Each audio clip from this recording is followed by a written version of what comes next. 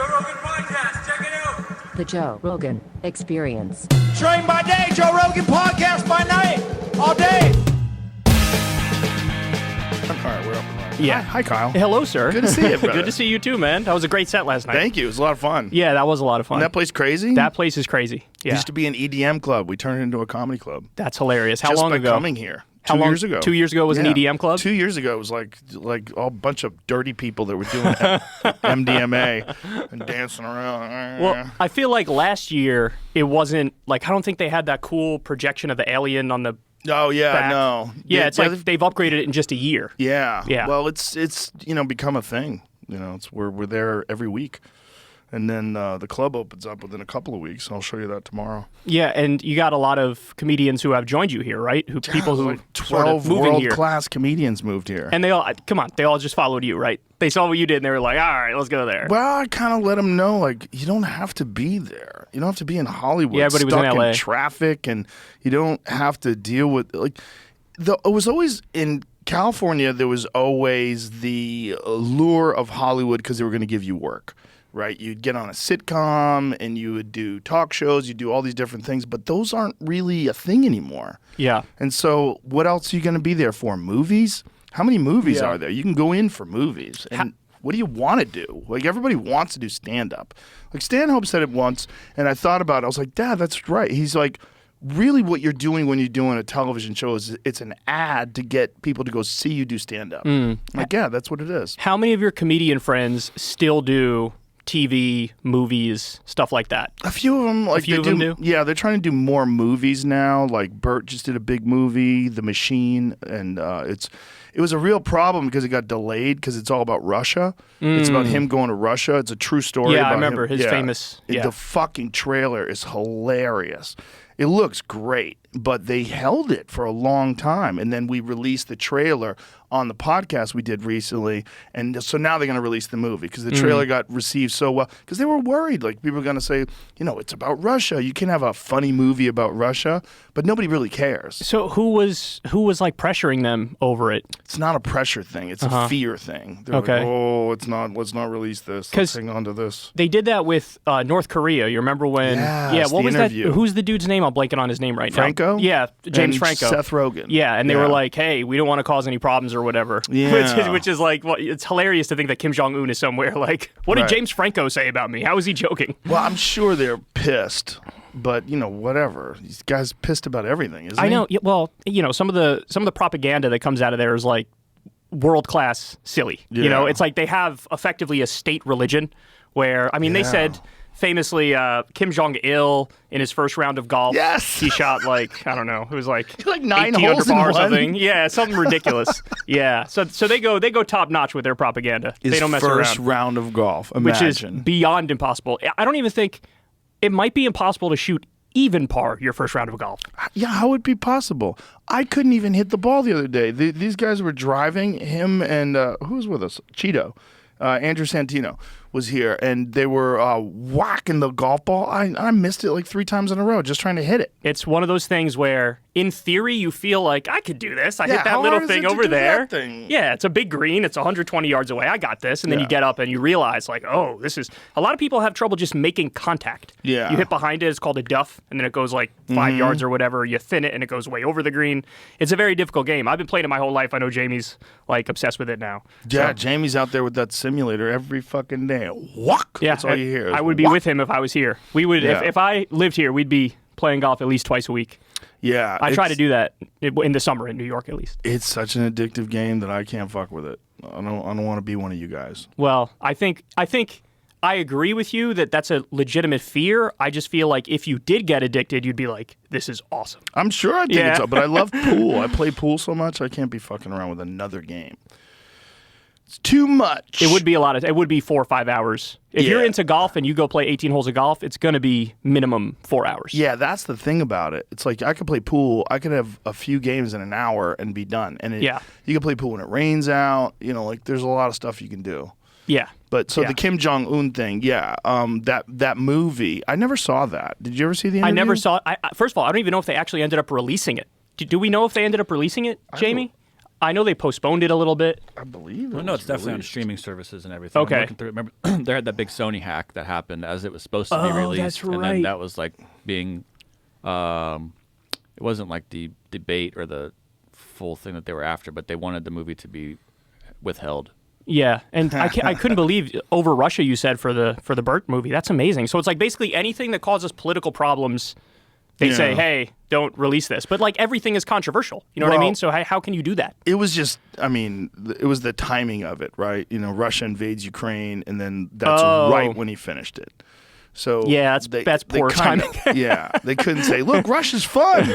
These guys are drunk. We're robbing no. a train." Like, Yeah, that wouldn't work out too well. Yeah, but it's a funny fucking movie, and so the answer to the question is like, yeah, some of my friends are still doing movies. Tom's doing some movies, but really the bulk of what everybody does now is podcasts and stand-up, Right. and you don't have to do that stuff anymore. So that was one of the allures to get people to come here. It's like, hey, the #1 podcast in the world is here, and Your Mom's House is a huge podcast. Tim Dillon's here, which is another huge podcast. Yeah. Tony Hinchcliffe has Kill Tony here. That's a huge podcast. So it's like there's a lot of reasons to come here. It's like there's a new scene here. Yeah. And it emerged during the pandemic. Well, I saw Tim Dillon. This was just before the pandemic, just before I feel like he blew up. Probably was just when you moved here. We were here and we saw him perform. And I remember looking at Corin and saying, this guy's going to be big. He's going to be huge. Because he's already getting way bigger. He's selling out theaters now, but he's going to be one of the biggest comics. Well, he's pretty close to one of the biggest comics in the world right now. It's one of those things where his potential is massive. Well, that's, like what's the black comedian's name from last night? What's his name? Brian Simpson? He was phenomenal. Yeah, and he's I feel amazing. like he needs to get his due, and He's gonna get his due. He is, because he was really funny, and I'd only seen him maybe once before or something, but I feel like he's undervalued. He's still getting better. He's coming into his own. Like in just the time that I've known him, he's got quite a bit better. He's one of those guys that's just like all the pieces are falling into place right now for him. He did a Netflix special, and now people know him from that. And now he has a bunch of new material that he's working on. Like last night, he's working on a bunch of new stuff, and he's just better all the time. He's like at that 10-year mark where guys really start to put it together and take off. He was homeless, he was telling me. And it wasn't too long ago that he was homeless. Yeah, not that long ago. A couple guys we work with were homeless. Like Hans Kim, who wasn't there last night because he's in Hawaii right now. But Hans Kim was homeless just a year ago. And Jesus then Christ. a few months later, he's doing arenas with me. How does that happen? Is it your impact? They come on your podcast, they get a little bit of a name for themselves, they get some spots. Like, how does that work? What's the pipeline? Well, he's doing Kill Tony, and Kill Tony's a huge show, and he's a regular on Kill Tony. So he does a new minute of stand-up every week on Kill Tony. And so there's that, and then I start taking him with me on the road, having him open with me and Tony, and, so that's how he's doing arenas. He's doing arenas with me. And then he starts selling out on his own. Like now he's doing like headlining tours. So he's going out and selling out comedy clubs, and he's doing great. What an amazing story. I wonder like how many people out there are kind of similar in that they would be hilarious if given the opportunity, but they never really step on stage, or things in life don't quite come together and they're stuck at their 9 to 5 or whatever. It really makes you think, like, what percentage of people can do this if given the opportunity and if Quite a getting on few. stage? You think so? Yeah, there's the funniest guy that I ever met never did stand up. This is a guy that I used to work with that was a private investigator. I was his assistant for a while. It was really, he lost his license, drunk driving. Oh, boy. And so he needed someone to drive him around. And so he put an ad out. This is like, the 80s. He put an ad out for a private investigator's assistant, and I started working for him. And it was mostly like insurance scams, people that were, doing insurance scams. We'd take photos of them working when they were supposed to be debilitated. And he was funnier than anybody I'd ever met. Wow. He was so fucking funny. And what's crazy is his cousin owned a comedy club. His cousin was one of the owners of the Comedy Connection, this guy Bill Downs.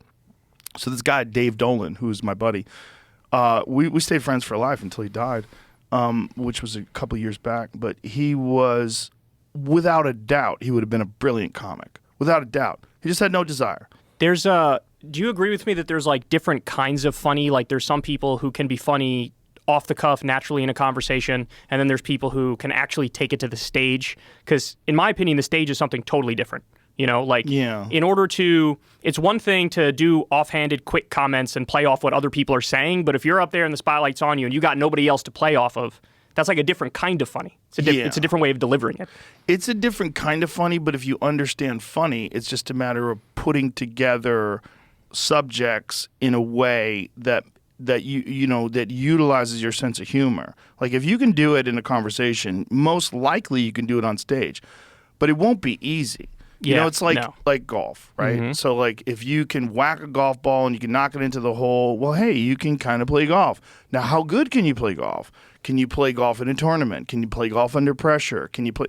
It's like everything else. It's not. But comedy's different in that it seems like you're just talking. So it seems so easy. I can talk. You can talk. It seems like easy to talk. Just go talk. But once you start doing it, you realize like, oh, this is like a mass hypnosis I'm doing. This is way more complicated than you think it is. But it can be done. But it's not like, you know, there's certain things if you're physically limited, you're never going to be able to do. You know, like if you're frail, you're never going to be a linebacker. Mm-hmm. It's insurmountable. But if you're funny, you can figure out comedy. It's just how much effort do you put in? How much time do you put in? How objective are you about your skills? You know, how introspective are you? How well can you see how people are perceiving what you're doing? What's the flaws in your delivery, and what's the flaws in the way you're piecing the material together? I mean, it's complex. Yeah, I feel like there's so much pressure for a comedian because you have to get laughter within reasonable time frames. Yeah. So you could try, if 2 or 3 punchlines flop in a row, now all of a sudden people are thinking like you're bombing. Yeah, and you are lost bombing. the crowd. You know what I mean? You have but lost the that's a crowd. very Yeah. difficult thing because you compare it to something I do where I do like political commentary. I don't need a laugh. If I get a Yeah. laugh, it's just extra. You know, I just get to babble and have like no consequences, and people either accept it or they won't. But it's not the same level of pressure because if I don't get a laugh, it's like he's a commentator. What do you expect? Yeah, Exactly. Yeah. It's not easy. I mean, it takes a long ass time to get good at it. Some people are very talented. Like we were talking about Chappelle, like when I met him when he was 19. He was good then. He was really good then. Some people just they have a better head start. They have a better personality for it. Maybe they studied comedy when they were young because they were big fans. They were always watching it. They kind of developed an understanding of patterns and delivery and stuff. Whereas some people, they're just the funny guy at work, and people talk them into an open mic night. But I've seen guys like that. There's this guy that went on to be a executive at Comedy Central, and he kind of stopped doing stand-up. But he used to work in an office somewhere. And one night I saw him do an open mic night thing. It wasn't exactly an open mic night. It was like guys were talking people into going on stage that were funny at work or something like that. And he went on stage and he fucking killed with his suit on, with his tie on. It was really funny. And I remember talking to him, and I go, hey, man, his name's Jordy Fox. And I remember saying, hey, dude, you can be a funny comic, man. You could really do this. And he did it for a little while, but then he just, like, whatever reason, he just went on to be an executive at Comedy Central, and he kind of stopped doing it. But you saw a spark right away where I was like, if you just focus you can do and drive, you can do this. But that's a big ask for some people. What I find interesting is, and I noticed this from the different comedians last night, some people, the delivery can be totally different and be good in different ways. So some people, like, they tell a story and it's a slow build up to a big punchline. And then other people, like Tony Hinchcliffe, this is the sense I got from him, is that when he talks, every word seems kind of like weighty. Like everything kind of lands. And he's getting a laugh every, 20 seconds. Yeah. Where he needs to just say one sentence and boom, the crowd goes off. Whereas some other comedian could sort of build up to a laugh. Yeah. Like little jokes along the way and then hit you with a big punchline. Whereas Tony's is like hitting you over and over and over. And it's very tight. His set was very tight, where it's like every word in this is in a place where I'm going to get the maximum result. Yeah. Which to me, it's like you crack some sort of fucking code to be able to do that. You know what I mean? Tony's a dedicated professional. You know what I mean? He's really dedicated. That dude's obsessed with comedy. I mean, he's constantly going over his material. We're constantly having calls where he'll call me up. Oh, dude, this Black Adam bit now, it's got this and it's got that. And he'll tell me the new punchlines he came up with when he was in Denver, and, you know, we're howling and we're always like bouncing. You know, you saw us hanging out in the green room. We're always bouncing stuff around. And Yeah. it's a beautiful workshop. It's the green room is amazing because when you got like William Montgomery and Brian Simpson and David Lucas and me and Tony and we're all fucking around and Ron White's there and we're all bouncing stuff around. Oh, is he usually there too? Oh, Ron Some White days? lives here too. I wish I saw him. We've seen twice. We've been to that club, the Vulcan, and he wasn't there either time. But I would have loved to see him. I always thought he was really I'll see if I funny. can get him to come out tonight because we're doing the Creek in the Cave tonight. But yeah, Ron's in town. We have Tim Dillon, Ron White, Tom Segura, Christina Przitsky, Tony Hinchcliffe, David Lucas, William Montgomery, Hans Kim. We have so many fucking people that live here now. So are there any ego issues between those people? Because they're all such big personalities. They all can fill the room with their own personality. So is there any butting heads, or does everybody get along nicely? No, massive camaraderie. It's a beautiful community. It's really good here. Really good. Like, shockingly good. Like, as good as the Comedy Store was. It's amazing. And everybody also recognizes there's something unique about this thing that's emerging here. Because there was like a little community here. There's some pretty talented people here. You know, like they were kind of getting going and doing like little open mics and little small shows they put together here. But now it's like thriving. And so there's these people that are moving here just to do stand-up. People that have this dream of doing stand-up. They're trying to get on Kill Tony. And there's clubs all around town now because the feeling of comedy being in Austin is like very tangible. So many people are excited about it. So it seems like the breakup eventually between Hollywood and comedy was inevitable, given that, you know, with Hollywood, everything is sort of pre-produced and very particular, and you got executives telling people what they can and cannot say, and everything's very kind of scripted on that front. Whereas comedy was always, in a sense, the anti-Hollywood, because it's like, all right, here anything goes. You say whatever you want, and then let's just, you know, see what happens. And so it seems like the breakup was inevitable at some point, that now, you know, they've moved away from Hollywood. And it seems like, I don't know, you would know better than I would, like who's still left in Hollywood and LA versus who's in New York. And now it seems like here there's almost maybe the biggest scene here now. Yeah, there's a giant scene here. New York still has a very good scene. There's still elite comics in New York, and there's still some really good comics in LA. It's just less of them. A lot of people moved away. Theo moved to Nashville, Theo Vaughn. But now, is there a comedy scene there? A little bit, you know, but like there's Nate Bargatze, who's fantastic. He's there. But Theo's going to move here now. So it's like he's excited about it too.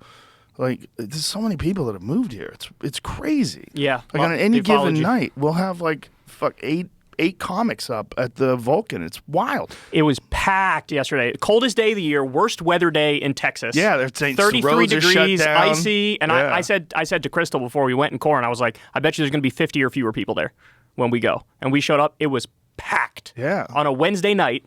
Yeah. With ice on the roads and people. But, you know, somebody made a good point. They were like, a lot of these people lost power. And, like, they're going to get warm, too. Like, they're actually like, let's watch some comedy, but also let's get warm. But it's packed there every night. It's always packed. It's a fucking cool thing. Because it's a new thing. It's like very exciting. And the town, it's such an artsy town. I mean, the live music here is fucking amazing. There's so many talented people. There's this band, The Nether Hour. There's really talented young guys that are here, and they're just working all the time. They're at this bar this night and this bar that night. And this guy, Ellis Bullard, who's fucking amazing. Is like honky tonk dude who's really fucking good and really cool guy too. He's out here, and then Gary Clark Jr.'s out here, and now Suzanne Santo moved here from Honey Honey, and she's here, and it's like, and there's so many good local bands that you could like on any given night, like on Monday night they go out to the Continental Club after they do Kill Tony, and all the local guys get together and jam, and it's incredible. It's like the vibe of like live performances here.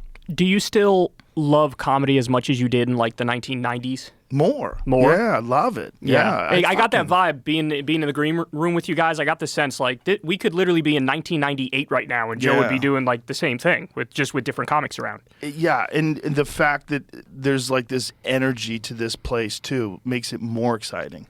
You know, and also I'm in this part where I'm just developing new material. So it's like now I have to like really be invested in trying to make these new bits work.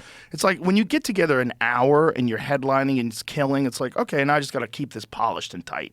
But when you have new stuff, it's like, like I got to figure out a way to make this work. And that's exciting too. So what percentage, because some of the jokes were older jokes, but what percentage of it was new stuff, would you say last night? Was half. Half new stuff? Half of it was new. That's a lot of new stuff. Yeah. That's a lot of new stuff. Yeah, and that's over the last 4 or 5 months that I've developed all that new stuff. So it's exciting. It's dangerous because like when you record, and I recorded something, I haven't released it yet, but when I record something, I then have to throw all that material away and come up with a whole new hour. So what I do is I'll record, and then in the time before I release it, that's like crunch time where I have to develop a whole new set. And then when I release a special, then that material's burnt forever. And so now I have to like figure out how to make this new stuff as good as the old stuff. I feel like riffing when you're talking feels a lot easier to me than like writing something down and then trying to go through it in a way. Because if I write something down and I try to go through it, I feel like I start sounding robotic and I'm not connecting to it as well. Yeah. So when I riff, that's when people are more interested in what I'm saying because you could hear that it actually is coming from my core as I'm saying it. Yeah. So that's what seems very difficult about comedy to me is that because you always talk about how you write. And so like you have to write down your bits and then you have to deliver it in a way that doesn't feel robotic, that feels like you're still connecting with the words. Yeah. And so I was like Tony said last night, he's like, I don't even write. He said, I don't even write my bits. Yeah, And to Tony me, I feel does like it differently than if me. I was a comedian, I'd be more like him because if I write it down, I'll be like, and then this is the part of the joke where, like, it just wouldn't come out. Right, but you don't have to say it that way. Like, I think everybody does it differently. And some people don't ever write, and some of the best comics alive don't ever write. But I feel like you should do all those things. I feel like comics are inherently lazy. And It's a funny sentence. this thing, but that's one of the reasons I let them do comedy. They're like, I don't want to work. Fuck this. Fuck this job. And then you like say something funny about the job, and everyone's like, and then you're like, oh, maybe I'm funny. Well, that sort of rebellious mentality leads you to not want to be disciplined. But I think there's a big value in sitting in front of a computer and just spending time going over ideas. Like some of my best bits I've come up with just writing, just sitting down and writing and then piecing them together. And then the skill is to try to figure out a way to riff those concepts and get it to the point where it's funny. Do you see a big difference day to day in terms of your delivery? Like some days we go up there and just be like, I'm just off today. Like I'm not nailing it today. And other days you're like, oh, I'm cranking it right now. For sure. Yeah, there's days where you're better. But it's like you got to figure out, well, what was different about the day when I was off? Maybe I didn't get as excited. Maybe I didn't pace enough and warm up enough. Maybe I didn't like treat it with a lot of weight. Like you got to there's a lot of heaviness to like going on stage. Like, here we go. And then you also have to be like looser on stage sometimes. And it's like there's a lot of variables, which is why it's exciting. Do you feel like more pressure the better? The more pressure you feel, the better you need do? some pressure. Yeah, you need some pressure. That's interesting. I get nervous for every show.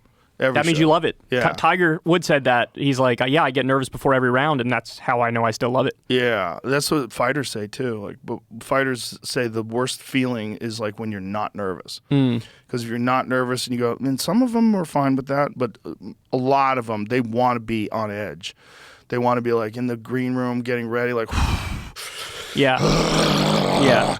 Because then the nerves and everything is you're excited about this moment, and it's an important moment for you, and that's important. You care. Yeah, you care. Yeah, you in a situation care. like that. Yeah, you gotta care, and people don't like to be uncomfortable, but I think through being uncomfortable, that's where the growth comes. That's where you learn things. Yeah. Well, after you feel nervous, and then you do the thing and you do it well. Yeah. The feeling of relief you get afterwards is amazing. Yeah. I felt like I went on the PBD podcast recently, Patrick Bet David, and I went in there they're like sort of like a grind set show. I wouldn't know how to describe make money, hustle culture, that sort of stuff. And I went in there, and as somebody who's on the left, they're not really going to agree with me on it, but they're nice enough guys, and they're in favor of open dialogue and discussion of different ideas. And I was like, hey, this should be fun. And so I went in there knowing it was a little bit like the Lion's Den. So I was a little nervous, but I went in there and the conversation went great. They're really nice guys. We got a great reaction to it. And the feeling afterwards of relief was like, oh. That's interesting because you went in there like ready to do battle. No, I didn't. So I didn't go in there thinking like there's going to be a fight. But contentious, perhaps. Yes, I thought, they're not going to agree with me on some stuff. And so I need to be able to explain myself in a way that can change their mind or at least give them pause and make them rethink it. And I think I largely succeeded on that front. A lot of people in their own audience said, hey, I like what this guy had to say. No, and so you did a great job. I watched some clips from that. You did a great job. He's a great guy. He really is a great guy. He's fair. He was fair. Genuine. Yeah, he was genuine. He wasn't trying to because some people, if you have a debate and they're different perspectives, some people will go in with the I'm going to own this person mindset, and that's not him. He just genuinely wanted to know how do you think about this? Tell me what you think about this. Even when he doesn't agree with you, he's fair. Correct. Yeah. That's right. He's a very genuine person, and that's the appeal, and that's why he's doing so well. We talked about that, the authenticity that I talked about last night with Crystal, saying with you guys and with Sagar and with Jimmy Dore, and even if you don't agree with people, what they're saying, I know that's what you genuinely believe and feel, and it's based on thinking, it's based on your research, it's based on your comprehension of whatever the subject you're talking about. This is your real opinion, and that's what people are missing in mainstream media, and that's why you guys are eating their lunch. That's why you're killing it. There's a real reason for it, because people have been deprived of that by executives and networks that are orchestrating everything and giving people talking points and making people stay in these narrow parameters. Did you say there was a woman that was, I forget who she was interviewing, but she was talking about something about climate change, and she was asking a question, and then she goes, okay, all right, I'm getting in trouble now. Let me, because she has an earpiece in. Oh, shit. And so someone's saying, get off the climate change, stop talking about. Producer in the ear, And sure. so she has to course correct in the middle of the thing, which is virtually impossible. Yeah. And also fucks up the flow that makes people resonate with what you're saying. Because I want to know that if you and Patrick Bet David are disagreeing about a subject, I want to know that it's your thoughts and his thoughts. Let me see which one I agree with. Let me see why Kyle feels the way he feels and why Patrick disagrees. And let me see them work this out. And sometimes that takes 30 or 40 minutes. Yes. And if you're doing CNN, MSNBC, Fox News, you got 4-minute hit in and out, man. Yes. Ask one question, crazy. give me one cut and dry answer, and then let's move on here. And nobody's learning anything. And also the people who are on screen, you don't know what they actually think about this thing. Because if they're on a network where maybe if they tell you the thing they really think, that's going to, buck the orthodoxy, and then they're in trouble, and then they're out. Exactly. Because I think networks are afraid of backlash. So if somebody says something, let's say that's true, but also goes against the grain, they might see a response from the audience. They'll be like, oh, all right, we don't want any advertisers to flee. Let's cut this controversy off. And honestly, that is the worst thing you could possibly do. The best way to handle it is, and I do this too, if I'm going to say something where I feel like my own audience isn't even going to agree with me on this, you got to say it if you're telling the truth, and then just let the chips fall where they may. And one of the things I learned from you is just don't engage, with Twitter and the mentions and YouTube comments, because if you're getting good criticism, that's one thing, and you can tell when a criticism is fair. But if you're getting criticism that you're like, this isn't even close to true, and now it's making me feel like shit, and then you're angry, and then you respond what's the to point? that. Yeah. I'm going to waste 3 hours feeling negative emotions because some douchebag is attacking me when they don't even know what I really think on the issue. Yeah. Then that's a totally different thing, Or they've just seen a clip where you might have looked at both sides of it, but they're only seeing this one side that you're looking at, and they're like, oh, Kyle is turning his back on this and that, and and then you're like, no, I'm not. And then you're like, and then you get into it. Don't engage. Don't engage. Don't engage. Yeah, don't engage. It keeps your mind pure too. If you're for what I do, I got to read a lot of articles and watch a lot of videos and then react to it. And I have more of an untainted perspective if I go right to the source, read it, and then I react. Whereas if I see what other people are saying first, I don't want it to sort of taint my own process going through the original material. You know what I mean? Right. Yeah. It's a complex little dance we're doing. It's interesting. But the beautiful thing is that for now, you're getting these people that aren't influenced by a group of people that have a vested interest on gaining some financial benefits from this show being successful. So they're trying to navigate it and move it in a way that they think is going to be the most commercially successful. But they're not the people with the opinions. They're not the people that are funny. They're not the people that are putting out the entertainment value of it. They're just the people that are profiting off of it. And those are generally the people that fund it, the executives, the network, the people. But that's why CNN sucks. It's because they're trying to do that, but you can't do that. And so you have these people that are willing to do that. You have the Brian Stelters and the Don Lemons that are willing to play ball and stay narrow. And they're in these narrow pathways, and people just don't like it. Yeah, they just don't resonate with it because that's not a real person. That's not who you are. Yeah. Crystal and I have honestly tried to go above and beyond on that front because we don't want any money from certain sources tainting us, because this is what happens with traditional media. If you're taking a lot of money from Raytheon and Boeing and Pfizer, and then if you really buck the narrative and you say, hey, you know what, I think we should maybe nationalize Big Pharma, then you're going to be kicked out right away. Exactly. So the way we do it is we have the default ads on YouTube, which is thankfully there's a buffer there. So like, AdSense deals with that, and I've never had a conversation with an advertiser over a decade of doing this. So that's one way we make money. The other way is Patreon, which is just people tipping because they like what I say and like what I do. $5 a month, $8 a month, whatever it may be. And then the other way Crystal and I have done it is with Crystal Kyle and friends in particular. We have a Substack, and people pay $5 a month. They get the video of the interviews, and they get it a day early. And that makes it, again, so I've never had a conversation with any advertiser in awesome. over 10 years of doing it. I've gone above and beyond on purpose so that people know, look, even if you disagree with me, this is 100% coming from a genuine place. Yeah, that's awesome. That's the future, I think. And I think that's a commercially viable way to do it, too. You can do it and make a living, especially when you realize that, if you're working at CNN, you got to realize there's probably like hundreds of people that are working there that aren't the entertainment. Right. Yeah. So, like, there's so many different pieces of the pie that get sliced up and chopped up, whereas you don't need as much money to be financially successful with your show, as successful as you would be if you were on a network. Right. Here's the issue, though, is that YouTube, unfortunately, has set up a tiered system. So they have authoritative news, and then they have what's called borderline content. And so shows like mine are put into the borderline content category. Yeah, and I'll tell you why. They're afraid of, because back in 2017, there was some like big company ad, like a Nestle ad or something, that ran on a white nationalist video. And so a bunch of media outlets wrote these articles that were like, oh my God, look at what YouTube's doing. They're radicalizing people. This is terrible.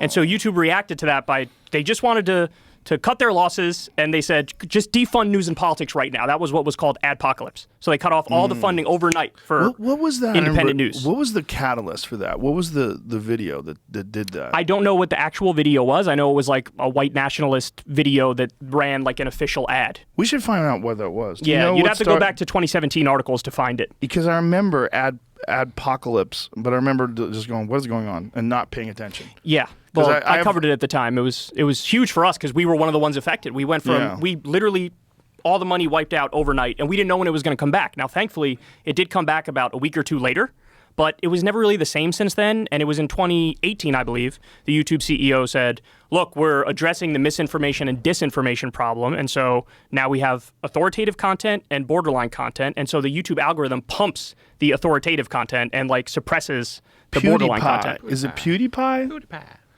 But PewDiePie was not a white nationalist. And which year? He's just a shit poster. He's like a funny that's guy. true. If this is true, then it's even worse than I remember it being. PewDiePie in 2017, the most subscribed YouTuber of all time, at the time rather, came under fire for posting videos that YouTube deemed anti-Semitic and hate speech. These videos included references and jokes about Adolf Hitler, as well as two Indian men holding a sign stating "Death to all Jews." At the same time, videos including Chief Keef dancing to Alabama N-word and other extremist content were surfacing, leading to the UK government, Coca-Cola, Dr. Pepper, Johnson & Johnson, and many other major brands pulling or pausing their advertisements on YouTube. Oh, I see. Okay. Yeah, so they rolled out this whole system to deal with this, and they end up suppressing us, and basically putting us in league with stuff like that. Yeah. So, Which is weird. It's a struggle. It is a struggle because we were growing at a tremendous clip. Yeah. And then basically overnight, it's like they flipped a switch in the algorithm and boom. Now, the issue is with recommendations. So now, if you're already subscribed to me, you're going to see a bunch of my stuff pop up. If you're not subscribed to me, it is very unlikely you're going to get one of my videos pop up in the recommended algorithm. So you can't really grow when that's the case. You're just basically keeping your fan base. So the way you grow is doing other people's podcasts and getting people from their fan base to come to you, like Patrick Bet David. Well, not even that. It used to be if you typed in whatever news thing you were interested in, one of the top videos could be a secular talk video. But now, if you type it in, it is never that. There was a time when we used to run circles around CNN. They'd get like 2,000 views a video back in like 2015, and we were getting way more than that, 30,000 or whatever it was. And then now you go look at any CNN video, even though the thumbnails are shit, the titles are shit, the content is shit, they'll get 300,000, 400,000 views. Because that's what YouTube can decide to make somebody or break somebody like that. Just by tweaking the algorithm. If they decided, hey, what if once every 6 months we put a secular talk video on the front page of YouTube, that would immediately like double the size of my audience. It's interesting. I wonder how much they think about that impact. And I wonder if they just look at it in terms of like bottom line, making money. That's what it is. Yeah. They're scared of advertisers running away. And look, they don't know what I'm going to say. Right. They don't know what I'm going to say. For all they know, I'm going to come out tomorrow and say, I think the flat earth theory is real. And then it's like, okay, boom, scandal. Then they suppress me even more, right? But they don't know that there's a body of work there. I put my record up against anybody else's in terms of giving the facts and the information. And then I give my take on it, of course. But the facts and the information comes first. And they just throw us in league with the borderline content. And they say, look, he's not reputable because he's not with a major media outlet. And of course, the irony is, all these major media outlets have made horrendous mistakes over the years. Not being kind by calling them mistakes. Like these are the people who cheerleaded us into the war in Iraq. Exactly. And they don't get docked in the algorithm if they do something that's incorrect. Did you see the conversation that I had with Jan Werner about that? I did not know. Yeah, there was the exact same thing where he was talking about that the government should be regulating the internet. That's crazy. And I was like, that's what crazy. are you talking That's about? That's anti-First Amendment. That's like the very first thing in the Constitution. He just has this idea of the government, and by government he means left-wing government only, that they're going to be altruistic and they're going to look at it the right way and do the right thing. I'm like, what are you saying? I'm like, these are the same people that brought us into the Iraq War under false pretenses. He's like, no, that was politicians. I go, that's the government. The government is politicians. Well, we need better politicians. Like, no, you need people to be able to sort this shit out. It's going to be messy. That's the thing. It is going to be messy, yeah. They want it to be not messy. There's no way. There's no way. Right. You got to accept the fact that it's going to be messy. Who's going to watch the Watchmen is the old saying. So like you set up this like, this overlord group that gets to determine everything, but it's like, what about when they're wrong? And they're going to be wrong from time to time because sometimes the conventional wisdom ends up being wrong. Sometimes it ends up being right. But you don't know. You have to, like you said, it's going to be messy. You got to try to figure it out. And anybody putting their thumb on the scale and trying to change the outcome by, fiat from above, that's not the way it's supposed to work. Right. And it's not just that their conventional wisdom is going to be wrong. It's that they're being fed propaganda. Absolutely. And they're disseminating it. Absolutely. Ad hoc with no questioning it whatsoever, no pretense, no worry. Yeah, they have they have a lot of sources inside the FBI and the CIA, and if the government comes out with their official line, they just write it up like little stenographers. Right. They're stenographers. They're not journalists. They're not reporters. You're supposed to fact check them too. Somebody in the CIA says something, you still got to say, hey, is it right or is it wrong? One of the best examples of that is the Twitter files. You see no coverage of this on CNN. No coverage of this astounding collusion between intelligence agencies and a social media network to suppress accurate information that would harm the political party that's in power, which is fucking wild. It's wild that the news isn't covering this because, like, arguably, that's as big a scandal as Watergate. It's as big a scandal as any other times in the past where we've found that there's been some really shady shit going on that would change the way people would see a narrative. Remember when you had Mark Zuckerberg on? Yes. And Zuckerberg was like, the FBI reached out to us and they said, hey, there's going to be a disinformation dump from Russia coming. And so we were ready when the Hunter Biden thing dropped. Yeah. And it's like, okay, well, this is a perfect example of they were just wrong. They said, oh, this isn't Hunter Biden's laptop. It's no big deal.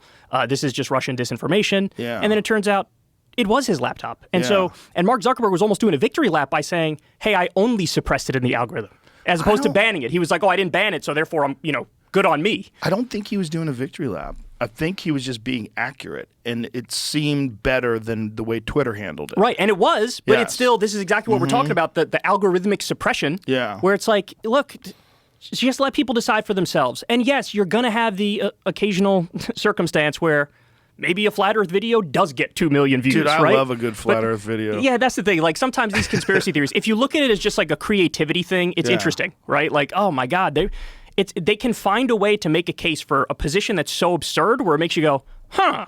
Exactly. But that's okay, right? And some people will fall down the rabbit hole, and that sucks. But I do think you have to have some degree of faith that most people are going to be like, yeah, no, this is kind of bullshit. Isn't it interesting though? Because like that kind of stuff doesn't work on you, right? If someone talks about hollow Earth and there's dinosaurs living in the lava, and like it's not going to work on you. But the concern is that it's going to work on some people, and what they'll use as an example is things like QAnon, Right. and yeah. which sets up January 6th. But then they'll ignore the fact that the FBI has agent provocateurs role, that sure. are instigating these people to go into the Capitol. So they're only talking about the dangers of QAnon. Like, what about the dangers of the federal government riling these people up, or agents from the federal government Right. who are just trying to accomplish something that's going to enhance their career? Yeah. Like we talked about last night. That's right. And you know what? The way I think about that is very simple. If QAnon is spreading like wildfire, and it's batshit fucking crazy, which it is, Yeah. then the burden is on people like me to explain, hey, here's why this is batshit. Here's why this is wrong. Let me show you how these things don't match up. Let me show you. And again, the issue is if it's coming from an independent voice, if the debunking is coming from an independent voice where like, you know I'm not beholden to anybody, I'm telling you what I really think, and I'm very detailed in responding to it, then that's eventually how you win on that front. You're not Yes. going to win just by saying, just totally ban it, because then, we had a conversation the other day with a guy in the airport who was totally convinced, sweet guy, very nice, and then all of a sudden out of nowhere he brings up, I think Trump won. I think Trump won the election. And there's no way that Biden guy won. And it's like, I don't want to create more people like that. I need to be able to respond in real time, bring a convincing case, and then just make people go, okay, at the very least I'll move to agnosticism as opposed to believing an incorrect thing. Right, and the QAnon thing, like that's why Into the Storm was so important. Because Is that the Andrew Callahan one? That's Oh, no, is that's that the it? other. No, What no, is no. the guy's name that did the documentary series on HBO? Did you see it? Andrew Callahan, I think it is that one, right? Into the Storm is the new one Into with the Andrew Storm? Callahan. The Storm was no, he's the new one. He's the new one. Is that what you're referring to? The newer one? No, I'm referring to I had the gentleman on who made that I was documentary. about to say it, but I want to say the wrong name. I think I know the one you're talking about. I think it was on Hulu. The one you're talking about. No, it was on HBO. It was on HBO. Yeah. Okay. Well, I saw that one with Crystal, the Asian guy who ended up being Q. Cullen that one. Colbeck. Yes. That's it. That was a great one. Good It was documentary. amazing. Yeah. Because that's the only way you're going to really unravel that. Correct. And then you get to see like, oh, these people got duped, and this is why, and this is like what's attractive about it, that these people are on the inside, they understand the secrets, and everybody's being lied to, and they're going to fucking bring back the real government. And This was the other one you were talking about. Yeah, this Place was the Rules is newer one with Andrew Callahan. oh, This Place Rules. He Yeah. also did. This was also about QAnon, but I saw the one you were just talking about. I didn't see this new one. I saw the one you were talking about, and it was a very, very good documentary. Yes, Very good yes. documentary. Well, it's very good because you get so deep into the motivations behind these people. They're all a bunch of like social outcasts and weirdos, and they find this group, and it gives them meaning, and then it becomes their whole identity. A lot of these people are just looking for something to care about, just looking for Yes. purpose, just looking for meaning, and they would rather take a wrong answer than they would something that's right, but nobody makes a case for the thing that is right. Yeah. You know what I mean? And so Yeah. again, that's on people like me, that the burden's on people, who are in the position that we're in to try to give an alternative. Right. Hey, you don't have to believe this nonsense. Like Jeffrey Epstein, that's real. That happened. But it's also not the case that, it's a demonic, satanic pedophile cult run in the pizza shop basement with Hillary Clinton doing child sacrifice. Like, you can be Right. nuanced on this stuff. You could say the Epstein stuff is real. There's a lot of questionable stuff there, but also they're not literally like demon-worshipping evil people in a basement of a pizza shop. You know what I mean? It's evil enough. You don't have to bring the supernatural exactly. into So it. true. Yeah. That's right. Yeah. It's trafficking. Yes. It's sex trafficking. Mm-hmm. And it's also involving leaders of giant financial institutions, politicians, celebrities, scientists. I need to see that black book, that Epstein black book. Oh. You had Bill Clinton, you had Donald Trump, you had all these Bill Gates. billionaires, billionaires, lying about it. celebrities, they're all lying. He was the CEO of Elite Sex Crimes Incorporated, and then he died in jail. Yeah, See mysteriously. this video with Bill Gates recently? Yes, I did. I should have had dinners with. Well, have you Oh. seen Whitney Webb's take on Bill Gates' connection to Jeffrey Epstein? It goes way further. It goes way back. His Yes. wife has blown the whistle on this and was like, Yes. oh, Bill Gates is saying he just had a couple dinners with him or whatever. His Yes. wife's like, let me tell you something. That's not true. Yeah, He not was true at really all. close with him. Not just close with him, but went to the island. He knew him very well. They had all sorts of business dealings together for quite a long time. It goes way back. You know, he knew him.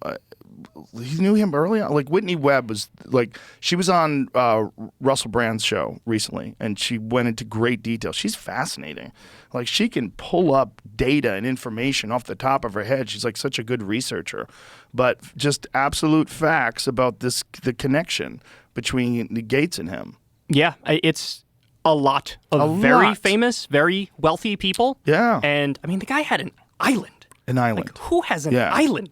What are we talking about here? Do you know the bit that I'm doing on stage now about that? That like, you know, people saw Clinton there and like, oh, we're fine. Clinton's That's here. such a great point. I was laughing hard at that line because it's so true. Yeah, it gives this the feeling of like, oh, like our former national daddy figure is here, so Yes. like it's everything's okay. One of the things that people will do to try to get me to come to a thing is they'll tell me, hey, this guy's going to be there. That guy's going to be there. Like they'll send me an email. Hey, Joe, are you interested in coming to our event, our thing, our retreat or whatever? And blah, blah, blah is going to be there. And from this band and that comic and this thing. And it's like you go, oh, well, that famous person's going to be there. I can be there too. Right, that's so how they try to can get you. Talk one person into doing it that's prominent and recognized. And then you're like, oh, well, I will be in good company if I go there. Yeah. You know, and I think that's what they did. Yeah, you know, I've seen some pretty convincing stuff that Jeffrey Epstein was actually Mossad, Israeli intelligence. I've seen that too. Yeah, there was an article, I forget where it was. It may have been Daily Mail, which is a questionable source, but they were talking about how Jeffrey Epstein was meeting with like a former Israeli prime minister. Yeah. So, I mean, he also was meeting with U.S. presidents too, of course. But I think there's some reason to believe that this guy, because if you have dirt on everybody, why do you have dirt on everybody? It's just what exactly is going on here? here? The craziest thing that they murdered that guy in jail, and it's just like sweep. Yeah. That's all done. And by the way, let's concentrate on Ukraine now. Yeah, nobody actually believes he killed himself. I haven't met anybody left wing, right wing, center, apolitical. Everybody's like, that's kind of sketchy. Yeah, I've met some people that believe it, but they have a reason to believe it. It's like they have this like vested interest in wanting to believe Yeah, it. It's very the skeptics. Yeah, not even necessarily skeptics. It's like maybe they have some weird connection to it that they don't want you to know about. They want to make it look like it's not that big a deal, and they got them. One of the most eerie ones was when Bill Gates was being questioned about it. He's dead now. Yeah, He said he's dead now, so you have to be careful. What the fuck does that mean? Jesus Christ. He's dead now, so I guess you have to be careful. Like, what? And Ghislaine Maxwell came out recently and said, I don't think he killed himself. He didn't. Yeah. Michael Baden, that famous autopsy doctor, the guy who was from the show Autopsy, he said that out of thousands of cases of people hanging themselves that he's personally investigated, he has never seen anybody with those injuries. That's right. And that those injuries were of a person who was strangled. Yes. And that the broken bones in his neck indicate of a ligature strangulation. The area where he was strangled was low on the neck, which is not where you get when someone's hanging by their own weight, which is higher on the neck because your body weight is dragging it down. He's like, that was someone who got strangled. And the security cameras were magically not working. Yeah. Right? Magically not working. The guards were somewhere sleeping or something. And there was wasn't it like some former cop, like Juicehead, who they think did it? Well, there was a former cop who was a giant dude who was his cellmate, who I think he murdered people. I think that's what he went to jail for. What did that cop... The cop was fucking jacked, too. Yeah, he was. And he's still getting the sauce in there behind bars. I don't know if he was still jacked in jail. Was it an old picture in the article I read? I think it was. Okay, But he was a corrupt cop. And if you're a corrupt cop and you're involved in drug dealing and this and that, you probably murdered a few people. You know, and if what'd they offer him? Maybe they gave him juice. They say, listen, brother, I know you're getting him on the cheap if that's all they gave him. He could ask, this guy. Look at the size of that motherfucker. Jesus Christ. They contend that Tartaglione over here. I don't know what the article is about. Tartaglione tried to help Epstein would have been powerful mitigation in the penalty phase if he was found guilty of any death-eligible charges. So what does it say? The disappearance video footage of the financier and sex trafficker Jeffrey Epstein's first suicide attempt should mean that his cellmate, ex-Westchester cop Nicholas Tartaglione. That's where I'm from, by the way, Westchester. Doesn't Hilarious. face the death penalty in a drug-related quadruple homicide. Ooh. Wow. So that could be... Look, if I was going to have somebody kill somebody, I'd have that. Oh, absolutely. You're going to have somebody strangle somebody? How easy could he do it? Oh, yeah. No. What size that motherfucker? Definitely. Yeah. Definitely. So maybe that's what they did. Maybe they offered him a plea, or maybe they offered somebody else a plea. But, the evidence that nobody did anything was like, well, no one new entered into the cell block. That's what they said. We don't have the cameras, but we're reasonably sure that no one entered into When the I cell was looking block. this up, this popped up too, which said somebody else was his last cellmate. That guy was was a cellmate of his. Jesus. So he died from COVID-19, This is they're a different saying? They're saying his former cellmate died of Different COVID-19. person. That's Well, what who's they're that saying. guy? That's I don't know. I'm just saying it's the first time I've ever seen Prisonlegalnews.org. But he Not sure died about in that it. one. But he was released, though. It says he died in his mother's apartment in the Bronx from COVID-19 that he contracted while in the Queens, New York Correctional Center. Maybe. Prior to his stay at the Queens lockup, Reyes was housed at the Manhattan Correctional Center, where he was Jeffrey Epstein's last cellmate. Yeah, but that doesn't mean anything. They could be looking for something there. He could have actually just died from COVID. No, that's Because not he what was I'm- released. That's not what I'm saying here. My point of bringing this up was when I Googled Jeffrey Epstein's last cellmate, this guy popped up, not the other Oh, not guy. the juice head guy. Oh, but the juice guy was his cellmate at one yeah, point. that was time? in all the articles that I read at the time of his death brought up that former cop. There's so many levels to this conspiracy Yeah. and mystery. But again, all this stuff we're talking about, Yeah. totally reputable sources that showed you everything, and you can connect those dots and be reasonable. But again, you just don't have to go to the QAnon level. Exactly. Yeah, and the real conspiracies are fucking wild enough. Oh, absolutely, and Yeah. a lot of the conspiracies are out in the open. Yeah. The World Economic Forum. Yes. Let's have at Davos all these billionaires, all these heads of state get together and tell you their ideas. You know what the World Economic Forum actually is? It's a status quo protection racket because they're doing just fine over there. They're the billionaires. They're on top of the world. So all these ideas that they're floating out there, really, it's more like, let's keep what we got going because people are suffering as it is, right? I mean, I'm sure you've seen the Oxfam numbers about income and wealth inequality, that the richest 26 people on the planet hold more wealth than the bottom 50% of the world combined. That's the conspiracy. It's right fucking there. It's right here. Isn't that just a factor of the rich get richer? Like, no matter what happens, when people develop exorbitant amounts of wealth and then they just keep going, they have, like I just saw that Elon gained $9 billion over the last week or something like that because stocks go up. Like that kind of stuff can just accumulate and pile up. Yeah, well, that's why, look, for a lot of U.S. history, we had a progressive tax system where the more you made and the more wealth you had, the more you were taxed on that. And so that's an attempt to do redistribution to give people at the bottom a reasonable shot. It's saying, okay, we're going to run a 100-yard dash here. Where's the money here. going? The problem is, where's the money going, and Right, who so gets to decide? Back in the New Deal days, when we had FDR in power, that money went to jobs programs and went to infrastructure and went to unemployment insurance, went to actually help people. What you're concerned about, which I think you're right to be concerned about, is a lot of that money. There was a report that just came out. The Pentagon can account for 59% of the money it's received. That's not a lot. They still have 41% that they know where it is. It literally trillions of dollars gone. I'm a glass half Gone. full guy, And then, or I'm 41% full. I'm sure you remember, too, when Biden did probably one of the best things he did, which is pull out of Afghanistan, the fucking meltdown from the media, the fucking meltdown from the military-industrial complex. They were attacking him over and over from the perspective of, what are you doing? Why are you leaving? This is crazy. You sure you want to do that? Look at all the chaos that's happening. Oh, my God, you might want to go back in. That was the perspective. The perspective wasn't the Afghanistan report that had come out a few years ago, which showed that we literally wasted trillions of dollars, and our own generals on the ground were like, we don't know what the fuck we're doing here anymore. Yeah. Like, what are we even doing here? I think the real concern was protecting the Americans that were left behind and protecting the people that worked with the Americans, the people that helped them, because they were all murdered. Yeah, tens of thousands of them, of the Afghan people who helped us, did end up getting left behind. And they're tortured and murdered. I mean, there's some horrific stories from some of my friends who were over there aiding in the extraction of American citizens that were stuck there. The way it was done, was very scary. So here's the issue with that, though. Like, I don't know.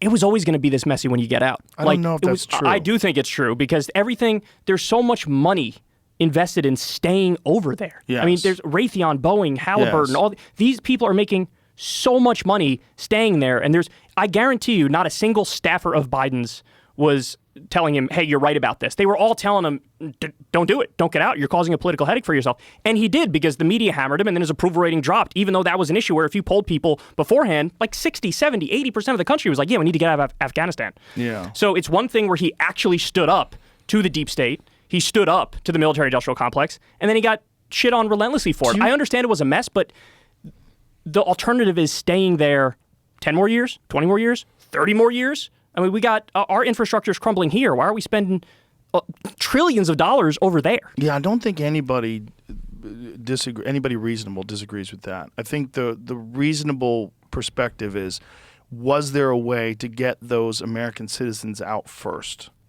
Yeah, And should that have been done? A lot of them did get out. Jamie, if you could look this up if you want. I remember that. So the worst thing that happened was the attack as we were leaving.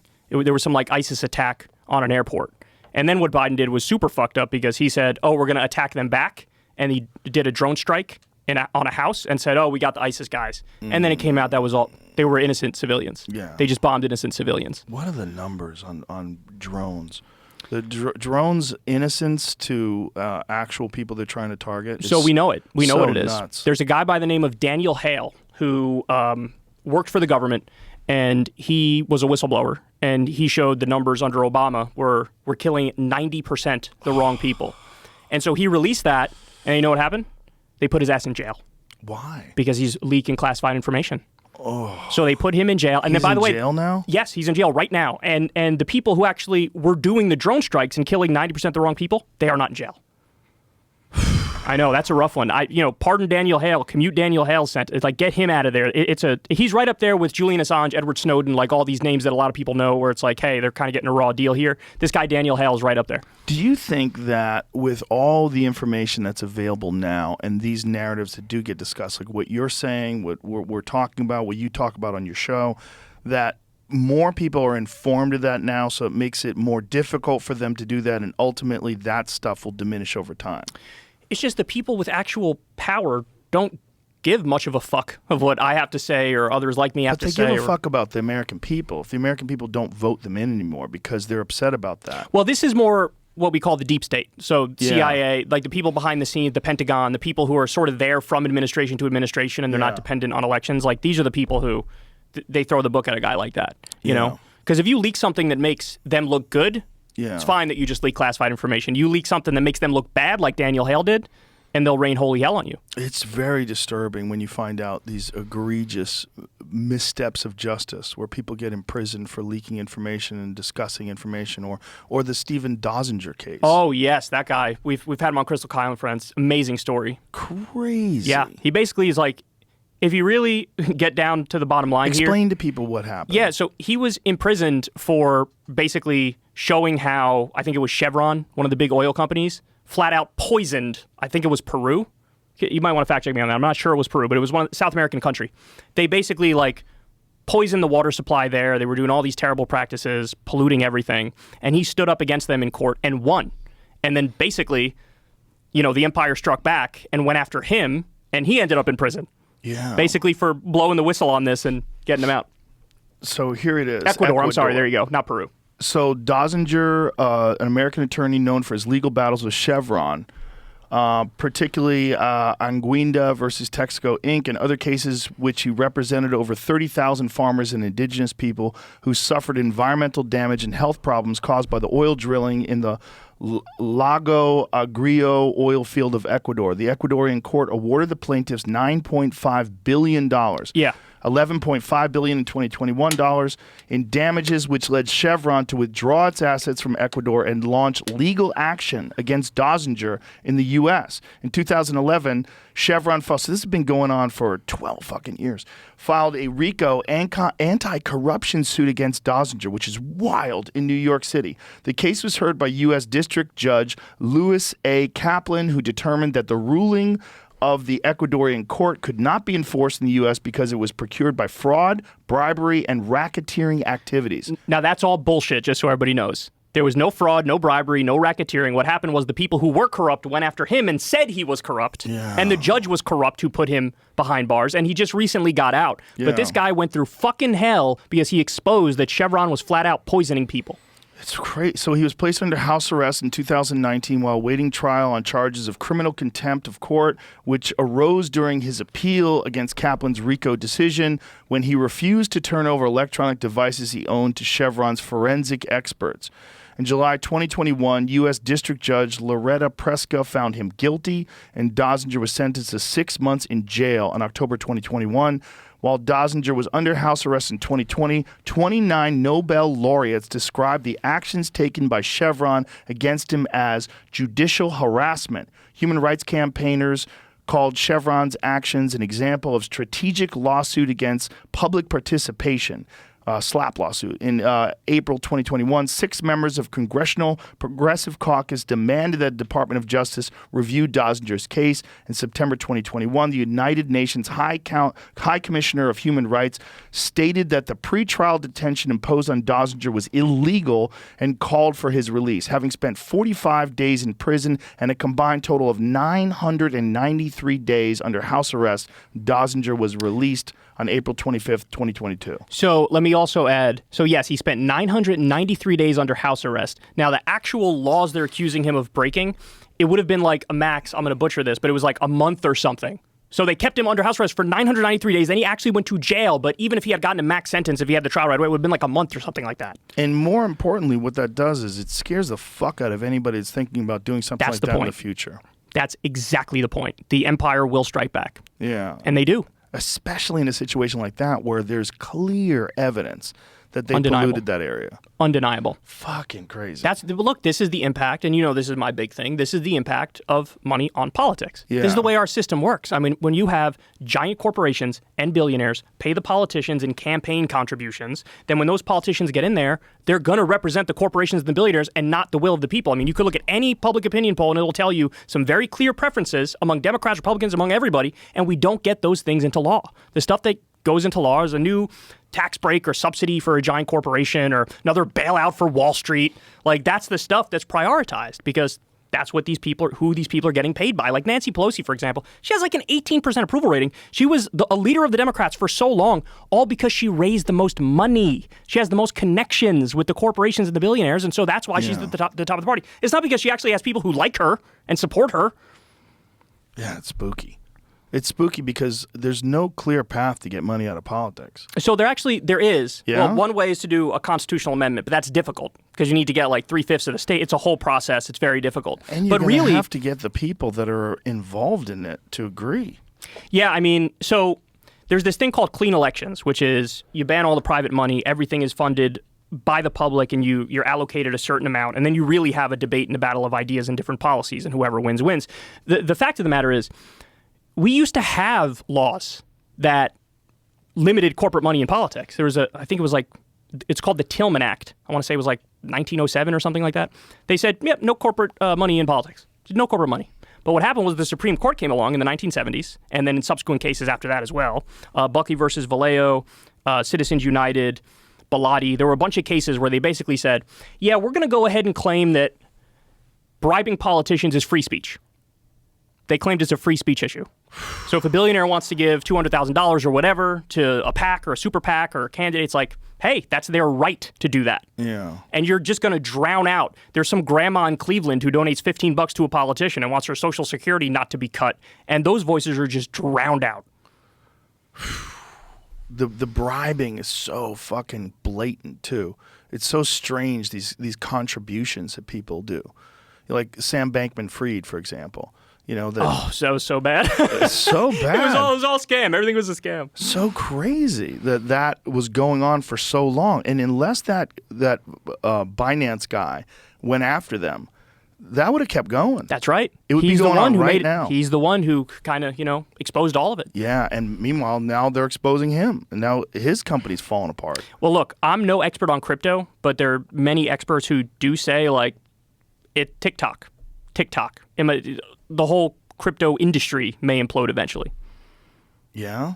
Yeah. I mean, Well- like I said, I'm no expert on it, but a guy named Matt Stoller, he basically says, like, the whole thing is bogus. Like, everything is like FTX, Sam Bankman-Fried. Like, it's all garbage. Well, if people agree that it's money, that's the thing, right? If people agree that crypto is money and they use it and exchange it and buy things, then it becomes established. One of the problems is it's a very tiny percentage of it that's actually used as currency. It's like less than 10%. Bitcoin, for example, which is like the most established one, people don't actually use it as currency for the most part. It's a speculative investment. And then now you have interest rates going up. That's affecting everything that's speculative, and everything, they're all going belly up. But the idea behind it, people want a decentralized currency that's not controlled by the government. And so this is the reason why they created it in the first place. And the idea behind it is that, you know, we could put it in this decentralized form where we all agree that this is money and it's not being influenced by anyone else, and you can exchange it. And with Bitcoin, there's a limited amount of it, right? So there's a benefit in that you really can't like raise it and you can't make more of it. This is it. And you know you can exchange it, and its value is determined by the people, but it fluctuates so wildly. That's right. It doesn't act like a stable currency. Even if we're super kind and you know we try to steel man their position, there are wild swings, and it's hard to treat something that swings that wildly as a stable currency because it's not. It's more of an investment than a stable currency. Do you think the wild swings are because it's manipulated, because people that control fiat currency don't want it to ever be stable? Is there any evidence of that? No, I think people who got in early on crypto, a lot of them probably made a lot of money on crypto. And then you have this boom cycle where people get into it. Here's the new hot thing. More people invest. And then eventually, the rug gets pulled out from underneath them. And the people who came in originally may have made a lot of money, but everybody who came in later bought too late, and they're going to lose money on their investment. So Jamie's a big crypto guy. He knows a lot of shit about this. Well, all right. All right? We'll see. Jamie's the number one crypto guy in the world, and he's I look at it, but I don't try to speak out of. I hear things and I believe what people are saying, but I also watch. Like to me, it's very speculative. I see problems happening all the time. Yeah. I don't understand why certain things happening. I'm googling right now. Why is or can you manipulate Bitcoin? And people are saying that's the only reason it's going up right now. But I haven't heard anyone lay out a plan of like this is how they manipulated it. So This is what someone did, they're saying it's going up because people who hold it are manipulating that's it. just what just a generic Google though. Like I don't know who's saying that. well, look at NFTs, right? Yeah. Like that's one where most people were like, Get the fuck out of here. really? Yeah. You got a cartoon drawing of an ape with a captain's hat on. $1 million. And this shit is worth $200,000. Like Justin Bieber lost like hundreds of thousands, millions of dollars. That's that's a whole other part of what was going on that I don't think a lot of people understand that. For instance, just briefly, they were giving celebrities the NFT. Yeah. And giving it to them though. I don't know that a lot of them paid their own money for it, So he didn't lose money. If he would have sold it, that's like a unrealized gain, like that kind of loss. Right. This is part of what happened with Kim Kardashian too. But no one knew that those people were being given the NFTs though. Kim Right. Kardashian's a separate thing. I don't think you had to look through like who actually bought the NFT. They found like it was another exchange that was trying to manipulate things. Yeah, see, with the Kim Kardashian thing that I just referenced, she did a post, I think, on Instagram for Ethereum Max, I think it was called. And Ethereum was a more legit cryptocurrency, but Ethereum Max is not. And it's not actually related to Ethereum. It sounds like it's like the next generation or whatever of Ethereum. And so she got paid, I think it was $250,000 to promote this. And long story short, the FEC fined her ass because it was a total scam. And somebody just approached her and said, look, we'll pay you $250,000 if you just do this post. And she was like, okay, sure. And she did it. And it was basically like a pump and up scheme. Unless there's another one too. This one got dismissed, but there were multiple ones, I think.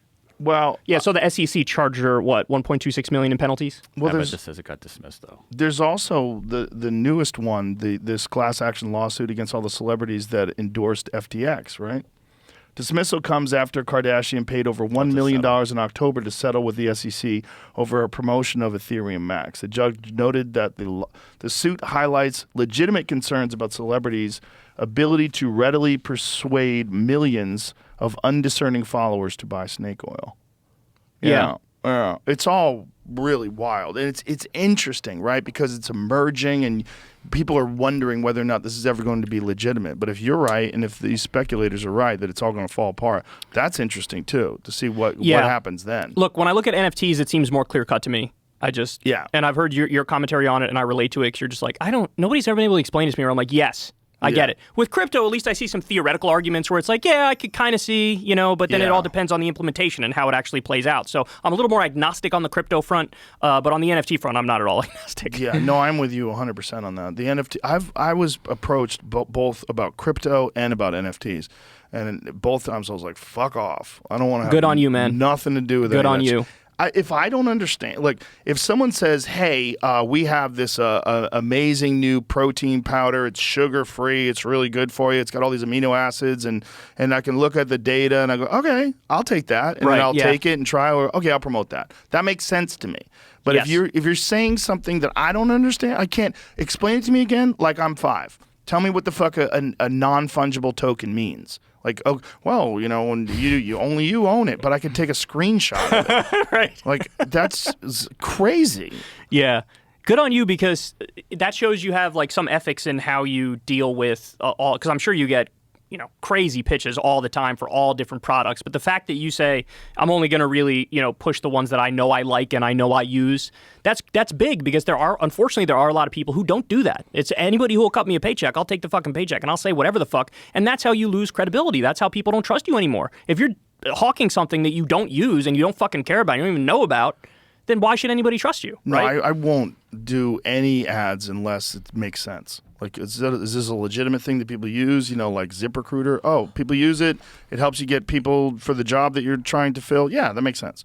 But whenever it gets weird, I'm like, what are we talking about here? Yeah. And like, is this regulated? Where does this go bad? I mean, do I have any personal experience in it? I don't. Well, what does anybody that makes sense? And then you see all these people that have a vested interest in it succeeding, and they're making these exaggerated claims, and like, this seems like fucking bullshit. Yeah, there was a few exposés recently that were really interesting. One of them was like some company was claiming it's like high quality Japanese steel knives. Forget the name of the company, but somebody did an investigation and were like, this isn't high quality. This isn't Japanese steel. They're flat out lying.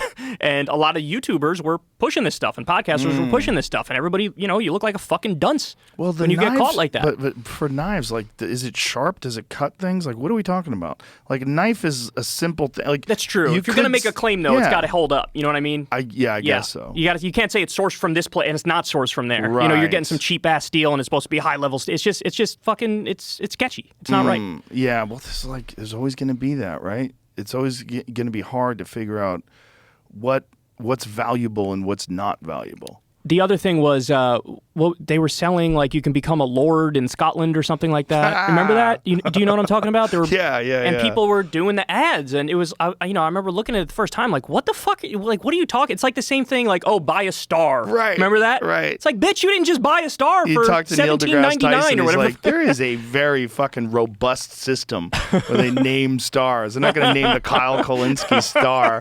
They just give you a piece of paper and you spent $500 for that or whatever it is. Yeah, it's an interesting world when it comes to advertising. It's an interesting world when you try to figure out like what's legit and what's not. Yeah. I mean, like I said, I think there's degrees, and the thing I respect the most is if people only do, hey, I use this, I like this. Well, we were talking last night. You guys were explaining to me about this Indian guy who's one of the richest men in the world. Oh, yeah. So Crystal knows more about that than I do, but apparently the guy he's the fourth richest guy in the world, giant dude, and his whole company, it's coming out now, is just a total scam. The whole thing's a scam. Yeah. There's a lot of this that goes on, Joe. There's a lot of this, crazy fucking scam artist bullshit. A lot of our economy is just scam artists. I mean, look at the 2008 crash, right? Yeah. That was all just because total lack of regulation. Everybody thought Wall Street's the smartest guys in the room, bro. They're just doing what's right by everybody. It's like, no, they're the greediest fuckers in the room. Adani, how the billionaire's empire lost $100 billion in days. Holy shit. So, Indian billionaire, how do you say his name? Gautam Adani has sought to reassure investors after his company pulled a surprise by calling off its share sale. On Wednesday, Adani Enterprises said it would return $2.5 billion raised from the sale to investors. The decision was This decision will not impact our existing operations and future plans, Mr. Adani has said. The move caps an eventful week, which began with a U.S. investment firm making fraud claims against Adani Group firms. So these fraud claims is what Crystal was explaining last night. Yeah, it's like a very reputable group that has exposed scams previously, and they did this whole detailed report explaining how this is his whole company's fraudulent, and now the market's reacting to that. Jesus. Yeah. And is it legal scams? Like, there's some scams that are like multi-level marketing. Yeah, they're legal technically, but they really shouldn't be. Even stock buybacks. Stock buybacks started in like the 1980s. Ronald Reagan legalized them, and previously they were like, we can't allow this. This is crazy. You're just like artificially pumping up your own stock price. But now we allow them. So how does that work? I don't know the specifics of how the stock buyback thing works. I just know in the 1980s there was a good video from Robert Reich. Reich, where he explains the way stock buybacks work, but they were illegal until the 1980s. Then they allowed them. The gist of it is like a company artificially bolsters up its own stock price by like buying shares of its own company, as opposed to the way it used to work is like you would take that money that you have and you just like reinvest it into your company in a legitimate way. Like you pay the workers more, or you do more research and development, or you expand, and then that they don't do that anymore. It's all just like, hey, let's pay the shareholders off even more by artificially pumping up the price of our own stock and screw the workers. And it's legal. And it's legal. That's right. Now it's legal. It wasn't back then. Now it is. Yeah. Bizarre. Yeah. Bizarre. Like, how does it all like? Do you envision a real potential time where they get money out of politics, and that these kind of things become illegal again, and that there's some sort of sanity is achieved? So, I mean, that's a great question. I am of the belief that the best we could do, and maybe this is a little bit of a pessimistic viewpoint, but it really is where I'm at least at the moment. Maybe I'm wrong, but there are countries that have sort of achieved significantly better systems in my estimation. Like I think the Scandinavian region, they're just much better systems overall. People self-report being way happier. These are all countries that have, free healthcare, free education. The workforces are almost entirely unionized, so they do what's called sectoral bargaining, so they set wages across an entire industry. And what happens in that scenario, they don't even have minimum wage laws in these countries because they don't need it, because everybody's part of the union. They make more than whatever a minimum wage would be. And so when I look at those systems, I think like that's what I like, because, there was a time, too, in the U.S. with FDR, with the New Deal, we were on that path. We were on the path of, like, we're going to create a vibrant, thriving social democracy here. We're going to have beautiful infrastructure. People are going to get paid well. We're going to have a thriving middle class. And then with the neoliberal era, all of that was rolled back. You have the introduction of money into politics. You have basically, we became a giant corporatocracy where billionaires and corporations run the show. People never get the things that they actually want. So in my opinion, what you need is sort of like a grassroots movement on specific issues to achieve specific wins. So, one of my big things is universal healthcare. We are literally the only developed country in the world that doesn't have universal healthcare. There's a Commonwealth Fund study that comes out every few years, and they find that we rank 11th out of 11 of the countries that they study when it comes to our healthcare system. So we know how to do it, and there are experts in the world who can construct much better systems, but we don't do it, again, because of the influence of money in politics. The health insurance industry buys the politicians, and so they keep scamming. I mean, Big Pharma is like the biggest scam going. For over the past 20 years, you've had a situation where they make sorry, hold on one sec. Over the past 20 years, it's all tax money that funds new medicine. All that comes out of tax dollars. So what happens is you have grants go to universities, and they do the research, come up with the new drugs. Then Big Pharma swoops in, buys up the intellectual property rights for those things, and then sells it back to us at a colossal profit. So we pay for the research up front, and then they charge us on the back end. It's crazy. So there's an example. I covered a story recently. There's a drug in the UK, a cancer drug coming out of the UK. It costs about $200 in the UK. This is a drug that's existed for decades now. We pay $38,000 for that drug here. Holy shit. Total scam. It's a total fucking scam. You can look it up. It was a Raw Story article. It's a drug for a specific kind of cancer. Type in like Raw Story 38,000 cancer drug. $38,000 cancer drug. Yeah. And that's just one example, Joe. I mean, there's so many examples of like, it's just a giant scam. They're a middleman. $38,398 for a single shot of a very old cancer drug. $38,000. That is so crazy. Wow. Prostate cancer. There you go. Wow. Lincoln. Okay. Well, we're going through the article there, but that's all the above. Insane. Absolutely insane. So my answer is you need dirty. a grassroots movement to try to get universal health care. You need a grassroots movement to try to get a higher minimum wage or get sectoral bargaining across the country. Like, there are things that we can do that would fight back. Now, honestly, when you talk about Joe Biden, he is largely a status quo protector.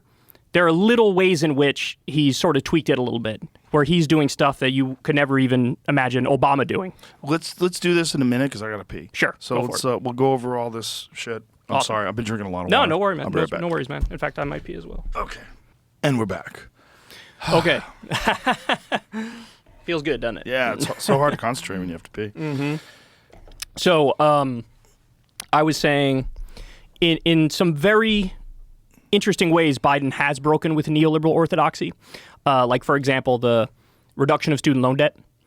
Never before could you imagine a scenario, even under Obama, where he'd be like, let's just wipe out 10K, 20K Is of debt. that been implemented?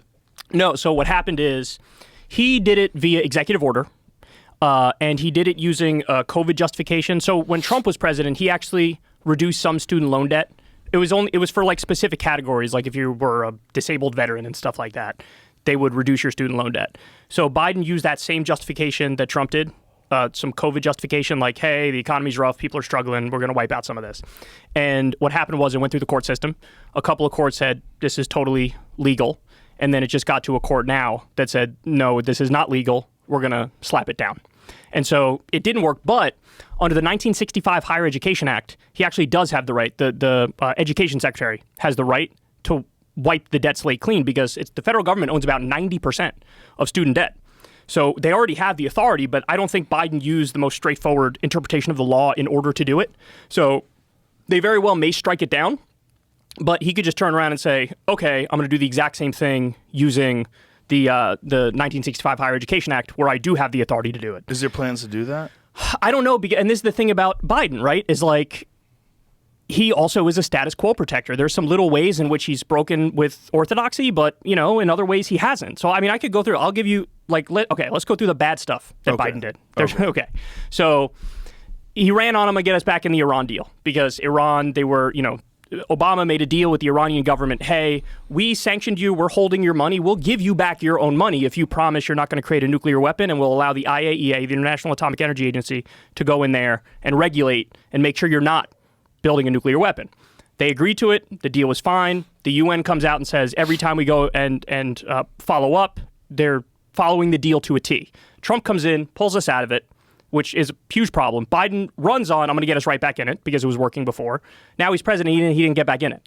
And so now we're talking about, regime change is on the table again with Iran. We might have a war with Iran, all because Biden didn't want to hop back in this deal. I mean, Trump is primarily to blame because he pulled out of it, but then Biden said he was going to put us back in. He didn't put us back in it. Okay, so that's one thing he did, which I hate.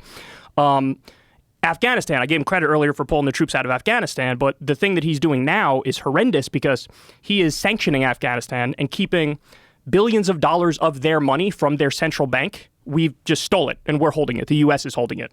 And of course, the reason he's doing that is because he doesn't want the Republicans to hit him and say, if he releases that money, then they're going to say, oh, Biden's funding the Taliban. And so he doesn't do it. But as a result of this, you have like women and children and civilians are starving. I mean, the country is like in famine right now as a result of this. Is there any evidence that if they release that money, that would change? That those people wouldn't be starving? Well, if the country had more money, you would have less food insecurity. You'd have people who can eat. But it is true that, of course, the Taliban is the government there, And so the they would get some of that Taliban- money. Yes. How much it would be up to their discretion? I mean, I'm not sure exactly how it would work with the central bank versus the government and exactly where all the money would go, but it seems to be the general consensus that, by not releasing that money, you are sort of sentencing people to starve. So that's a huge problem. He's backing Saudi Arabia's genocide in Yemen. That's another huge problem. He said, we're not going to give them offensive weapons anymore, but we're still giving them billions of dollars in weapons, and they're using it on civilians in Yemen. So that's another huge thing. What is offensive weapons? So that was his. See, this is what happens a lot of the time with Democrats is like, he looks at Trump, who just openly supported Saudi Arabia butchering Yemen, and was like, oh, that's not right. We're better people than that. So we're no longer going to sell them offensive weapons. But then he just keeps doing the exact same policy and pretending like, no, we're not using this for them to bomb children in mosques and schools and hospitals, but that is exactly what they're using it for. So it really is just a sleight of hand trick. It's the same policy. What categorizes something as an offensive weapon? I mean, I don't know. That's the thing, right? It's still the exact same, weapon shipments that we had before. So, but they're just pretending like, no, Saudi Arabia is using this to be defensive against Yemen. Oh, Jesus. It's just a lie. It's just a lie, is what it is. So that's another example of something he's doing that's terrible. Also, Trump got a lot of shit for the border and, trying to build a border wall and a policy called Remain in Mexico and a policy called Title 42, which is the pandemic policy where if somebody comes in to the country illegally, there's no due process. We just ship you right out because we're like, look, it's a pandemic, you don't get due process. So it's an emergency, we're going to ship you out. Biden actually continued Title 42. He continued Remain in Mexico, and he's filling in some of the gaps in Trump's border wall. So he's doing basically a very similar policy when it comes to the border as Trump did. So that's another thing that he gets a lot of crap for. He picked somebody who's like an anti-Social Security extremist to oversee the program. That's a problem because they might try to cut it. They might try to privatize it. I mean, to be fair to him, he's actually standing kind of strong on it now because there's this debt ceiling negotiation that's going to come up soon. And Biden is saying, we're not going to cut a penny from Social Security, but it's questionable staffing choices that he made, which many people think he might actually negotiate and do some cuts to Social Security. He hiked Medicare prices. He sent U.S. troops to Somalia. He bombed Syria. So there's a number of things that he's done that are just like, I'm a standard American president. I go in line with the empire. I go in line with the corporatocracy. But there are some things he did that are actually genuinely surprising to me because I expected nothing from this guy. I mean, this is the guy who, when he ran, he said, nothing will fundamentally change to a room full of like wealthy donors. You remember that? There was a big story at the time where he was basically saying, you're good. Like, we're not going to change too much. But under him, we have, for the first time in my life, we've actually onshored 350,000 jobs. He's done a couple policies with... what does that mean? So throughout my life, we've been offshoring jobs, which is like our manufacturing jobs, our factory jobs get shipped overseas to China, India, Bangladesh, places like that. And for the first time in my life, it's going the reverse way. There's a lot of jobs coming back here. What's the reason for that? So one of the reasons is because of the pandemic, people realized, these global supply chains are kind of a problem. Because when you have a pandemic, if China, for example, just shuts down their country and says no economic activity, and we're reliant on them for a significant percentage of the goods that we have here, it's actually a national security issue to be so reliant on them for the supply chain. And so they're like, we need to start building more stuff here. And so it's one of the few good things that he's been doing. 350,000 jobs have been onshored. To put that in perspective, under Obama, we lost jobs, and under Trump, we lost about 200,000 jobs for his 4 years in office. This is the first time in my life it's going the other way. And it took a pandemic for them to realize, like, maybe global supply chains are kind of a problem. And what did they do in order to get that to happen? Like, what policies were put into place that... So what they do is tax credits, for example, and subsidies, and like you penalize companies for shipping the jobs overseas, or you incentivize them to keep it here. And so some of the things that they're doing here are like microchip factories, electric car factories. There's a whole bunch of like burgeoning industries, and it's in places where it used to be like, the heart of American car manufacturing. They're bringing a lot of the jobs back to those areas, which is why it was interesting. In the midterms, you saw the Democrats did pretty well in the Rust Belt. And that was trending the other direction for a very long time, but it stopped and went back towards the Democrats. And I think the main reason why is because Biden was doing those policies, and so people see that there's more job creation there and there's factories that are coming back. So that was one of the good things he did. He also lowered drug prices for seniors in the Inflation Reduction Act. Now, that's got an interesting backstory to it, man, because Joe Manchin and Kyrsten Sinema are the two corrupt Democratic senators, the most corrupt Democratic senators. Corrupt how so? They take the most big money from pharma, from Wall Street. They're swimming in donor cash. And we were this close to getting lower prescription drug prices for everybody. But Kyrsten Sinema took $1 million from pharma at the last minute, and she said, I'm not in favor of lowering everybody's drug prices. Let's only do certain drugs, and let's only do it for seniors. And so that's the policy we ended up getting in the Inflation Reduction Act. And when you say she took $1 million, it's $1 million in donations to her campaign? That's right. Campaign contributions, yeah. Ooh. I know. It's when people learn about how this stuff works, it's mind-boggling. But yeah, we were this close, dude, to getting lower prescription drug price for everybody. Didn't she decide to become an independent now? She did, yes. And she's in no poll is she winning in a theoretical Arizona race between a standard Democrat and a standard Republican. In every poll now, she's like, I'm an independent. She might run again, She might not. We'll see. But she would come in third, no matter what. So what gives someone the incentive to become independent? I mean, my theory on this, and I don't know for sure, I don't think anybody really knows for sure. My theory on this is John McCain was viewed as like a maverick Republican. He was a Republican who sometimes would buck Republican orthodoxy and vote with the Democrats, right? Like he voted to keep Obamacare when if he went the other way, Obamacare would have been gone under Trump. Remember that? He gave a thumbs up and it was like, oh, see, he's being a maverick or whatever. I think she's doing the same thing in the other direction. So she's always been a Democrat, but she's been a very, very conservative Democrat. She votes like 50% of the time with Republicans. And so she was trying to create that maverick brand in Arizona, like John McCain. McCain was like a liberal Republican. She was trying to be a conservative Democrat. But ultimately, look, it's all about it. When I look at Kyrsten Sinema, it's all about the money, right? Like she's going to sell out to whoever the highest bidder is, and Pharma gave her all that money, and so she sold out to them, and she cloaks it in like, I'm being principled, but it's not about that. It says Kyrsten Sinema formally enrolls in the party of Wall Street and Big Pharma. The senator's switch to independent aligns her more completely with the special interests that she has so diligently represented since coming to the chamber.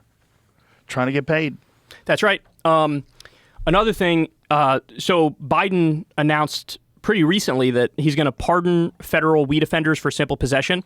Now, nobody's actually in prison. Right. That's the problem. But there were 4,000 people who now are going to wipe that from their record, so they'll be able to get a fucking job, which is nice. And then also he said they're gonna likely deschedule it or reduce the scheduling. So right now it's Schedule 1, and you know how absurd that is. So they're either going to take it off that list or they're going to make it like Schedule 2 or 3.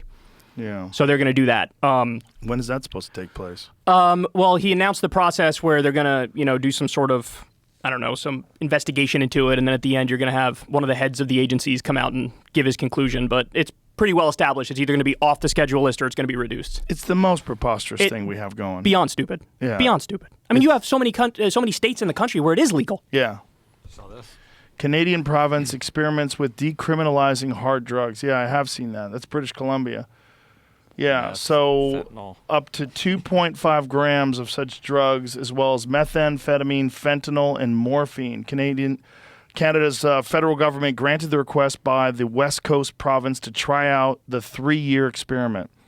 Well, the state of Oregon decriminalized everything. Like you can get steroids, mushrooms, LSD, everything's decriminalized. I think that's the right thing to do. I think it's the right thing to do, too. It's just trying to sell that to people that are terrified of their children doing drugs is what's weird about it. Like the idea that a grown adult should be prohibited from using something that other grown adults disagree with is ridiculous. Yeah. As long as you can drink alcohol and take prescription medication that can kill you, like why are we telling people what they can and can't do with their body? Yeah, I mean, especially when there's evidence, when things like marijuana, for example, or psilocybin, which has tremendous therapeutic benefits to people with PTSD, soldiers, people that are dying, that like end of life anxiety, and yeah. So I'm sure you've seen the numbers on fentanyl deaths. It's like we have 100,000 overdoses a year now. Yeah, I think even one year it was maybe 110,000. And what's interesting about that is, the only reason that's happening is because we did that crackdown on the pain pills, because about 30,000 people were dying every year from the pain pills. And so they said, oh my God, this is a crisis. We got to stop it. So they cracked down on those pain pills. Doctors are less able to prescribe that. And then those people who were on the pills decided, now I got to go to the black market and get heroin. And some of that heroin is laced with fentanyl, and that's what's leading to people dying. So you take this thing where people mean well. It's like I want to help the addicts. We got to get them off this stuff. Let's ban it. Let's crack down. But the unintended consequence of that was now fentanyl is the killer, and it's an even worse killer. Yeah. And so generally what happens is when you legalize, tax, and regulate, or at the very least decriminalize, it's just healthier for everybody all around.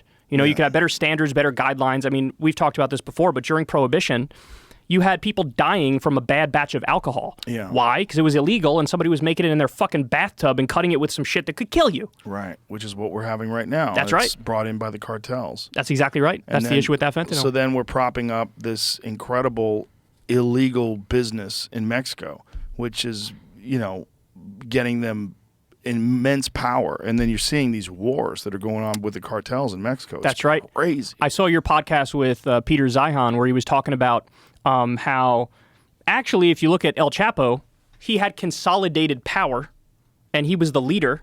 And then we did this, what's called the decapitation strategy. You take out the leader and then the thought is, oh, maybe the rest of the organization will crumble. But what happened is you took out the leader And then you had people warring in the streets to determine who the next leader was going to be. Of course. And so it got way worse. Yeah. So, I mean, look, the answer is legalize, tax, and regulate. Put all the cartels out of business if you do that.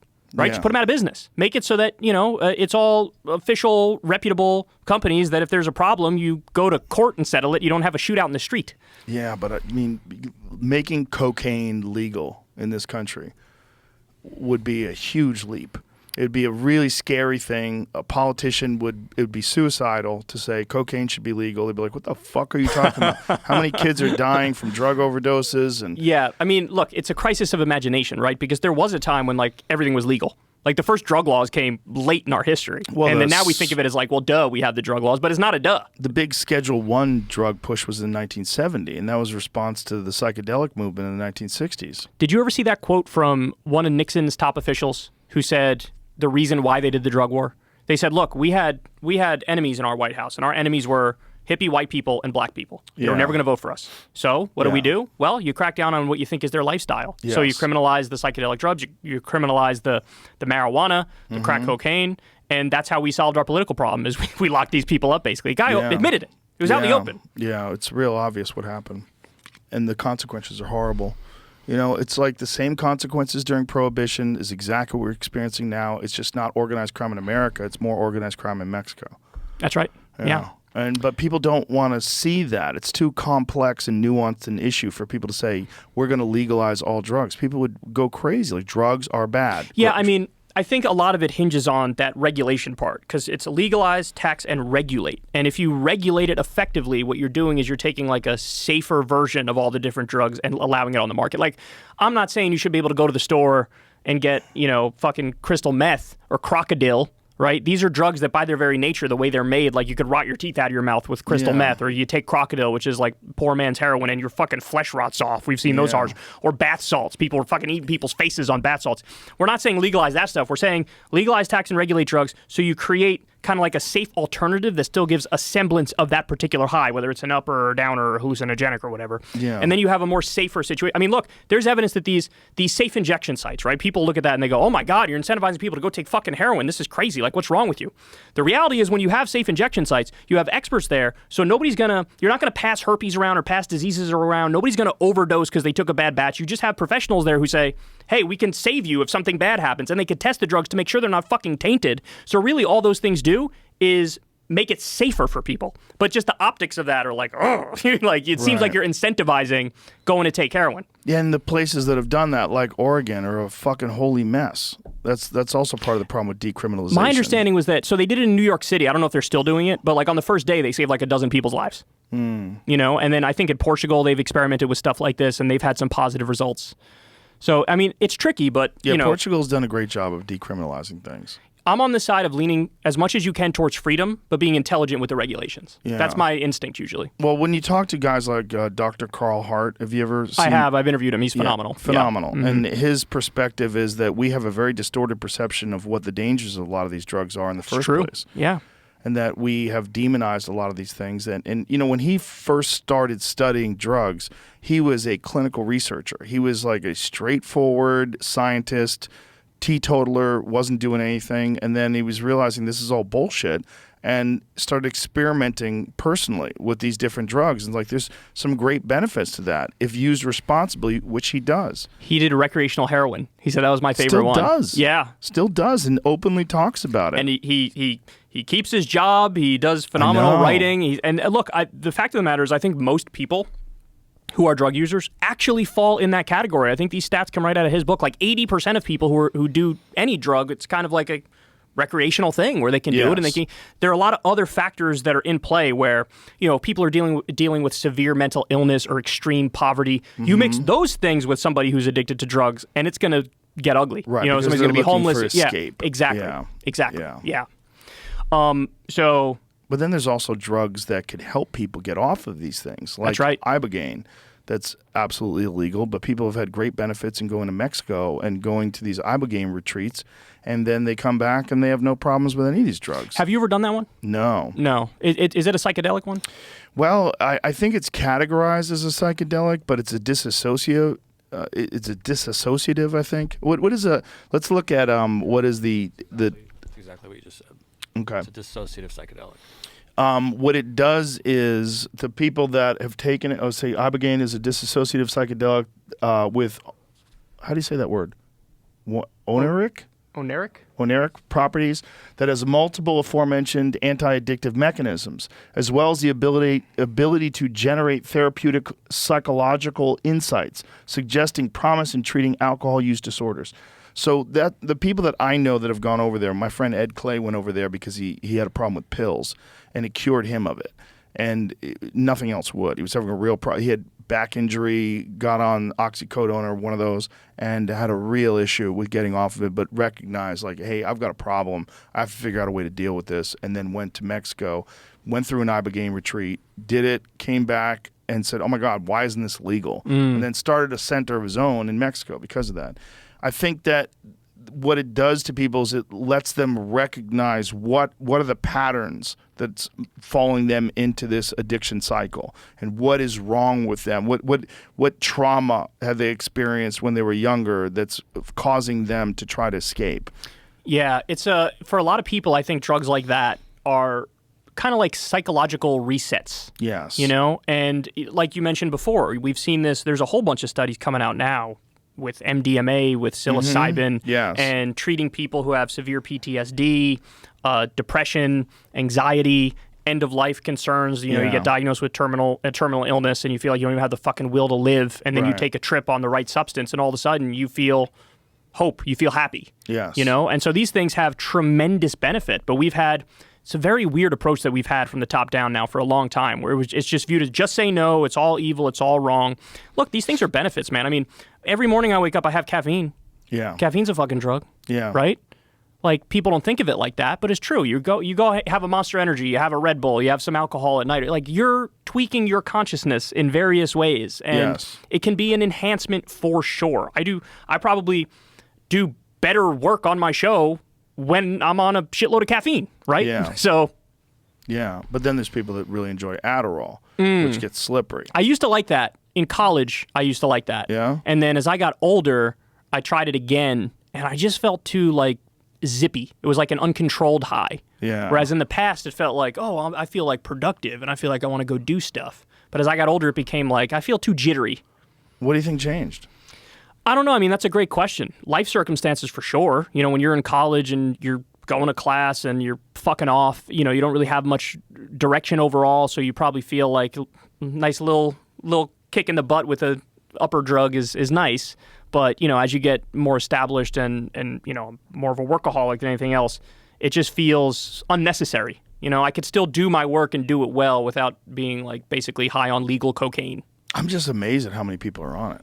It's very common, yeah. It's a very common one. Really common. Like, Yeah. how much of our culture is fueled by speed? It's a lot. I mean, I feel like it started probably when I was in college is when it was first getting big. But I took it more as like a party thing. Like, I'd pop an Adderall and go drink. And man, you drink a lot when you're on it. It's not good. I don't Yeah. recommend it, folks, but you drink a fucking lot when you're on that. Yeah, Shane Gillis was talking about that. It's a speedball, right? You Yeah. got the upper, you got the downer, and you're balancing. But that is dangerous. When you start mixing stuff, that's when it gets kind of dangerous, Yeah. you know? Yeah. You ever had Four Loko? Don't think I have.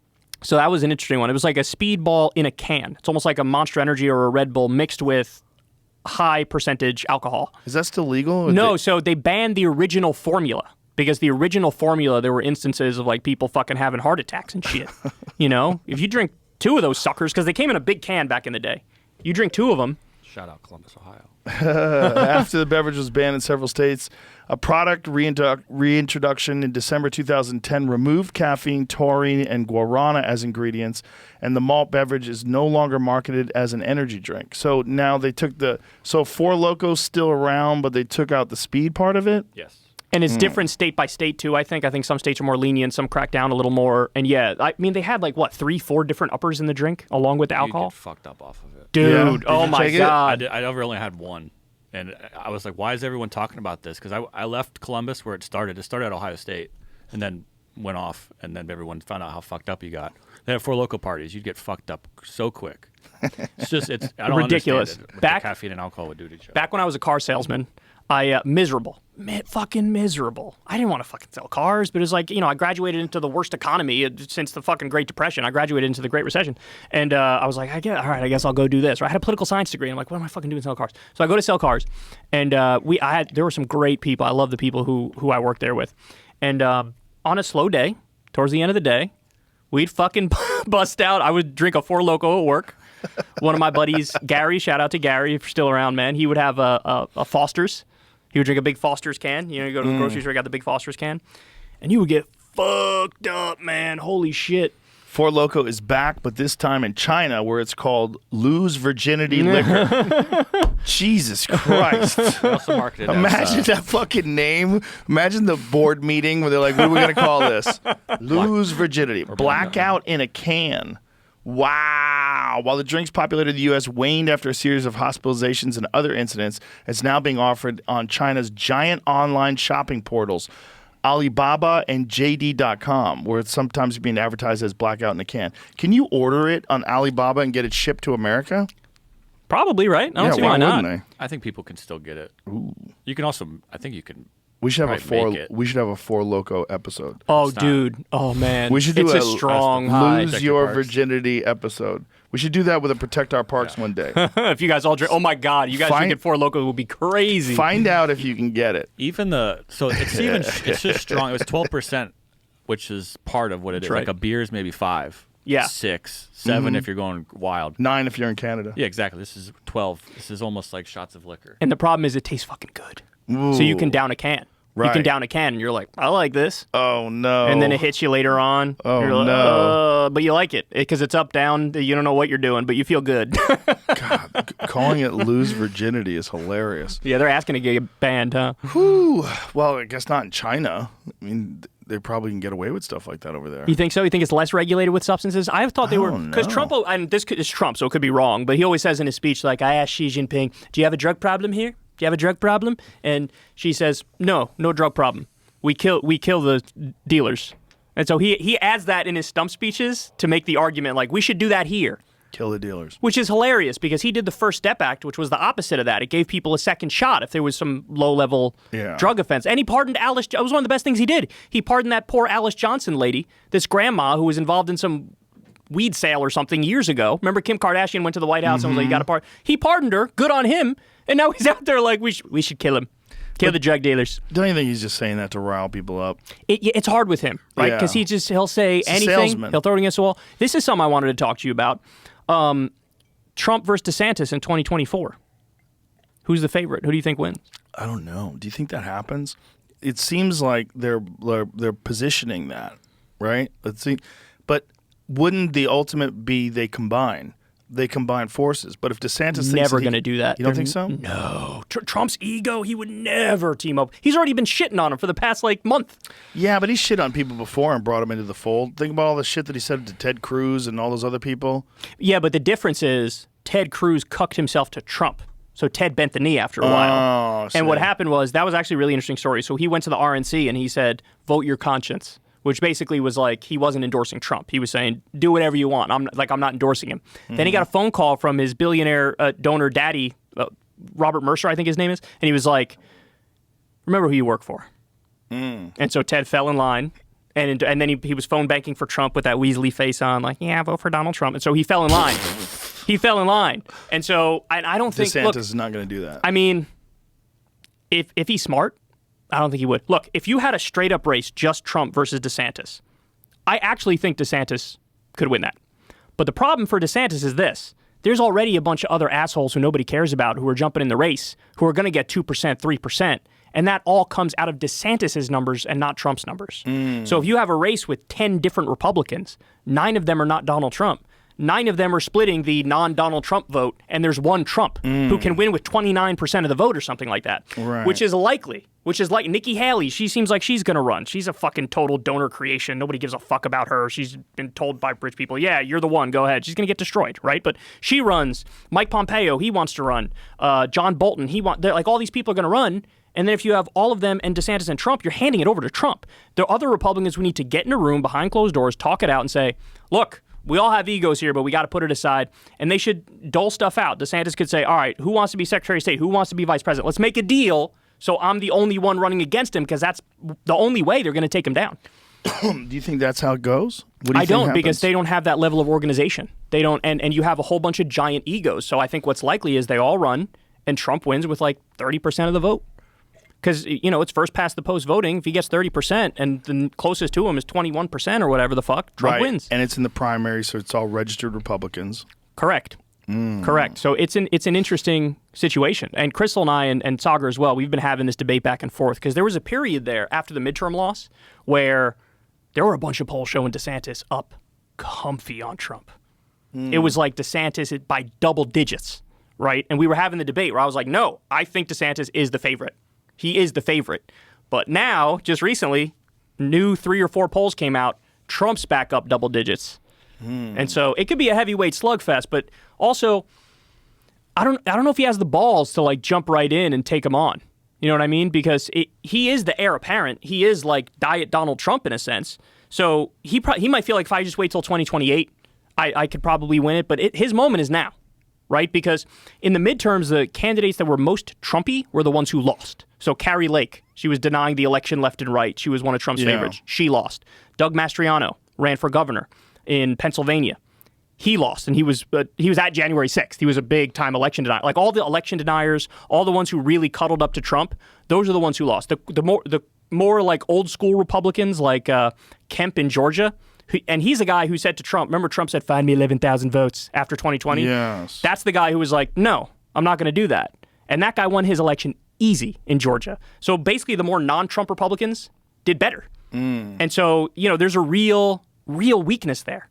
And he was siloed off on Truth Social for a while. He wasn't like, he sort of lost his normie touch a little bit. You know what I mean? He was getting too wacky. And so DeSantis was the heir apparent, but now things are changing. Do you think that Trump comes back to all those social media platforms? Like, what is his? I read something about his deal with Truth Social that it might be up soon. Oh, if that's true, that's interesting. I did read that he's planning on coming back to both Facebook and Twitter. I did read that. But to your point, yeah, my understanding was he had a deal with Truth Social. The whole value of the company is tied to Trump being on it. Exactly. And so if he pulls out of that, he's pissing off a lot of people who invested a lot of money in that company, which, he's done shit like that in the past, so I don't see why he wouldn't do it now. But look, he kind of needs it. He needs to be back on Twitter. He needs to be back on Facebook. Right, because if he's on Twitter, that's where people are going to go. Correct. It's more accessible. The Truth So I haven't been at Truth Social. Have you? No.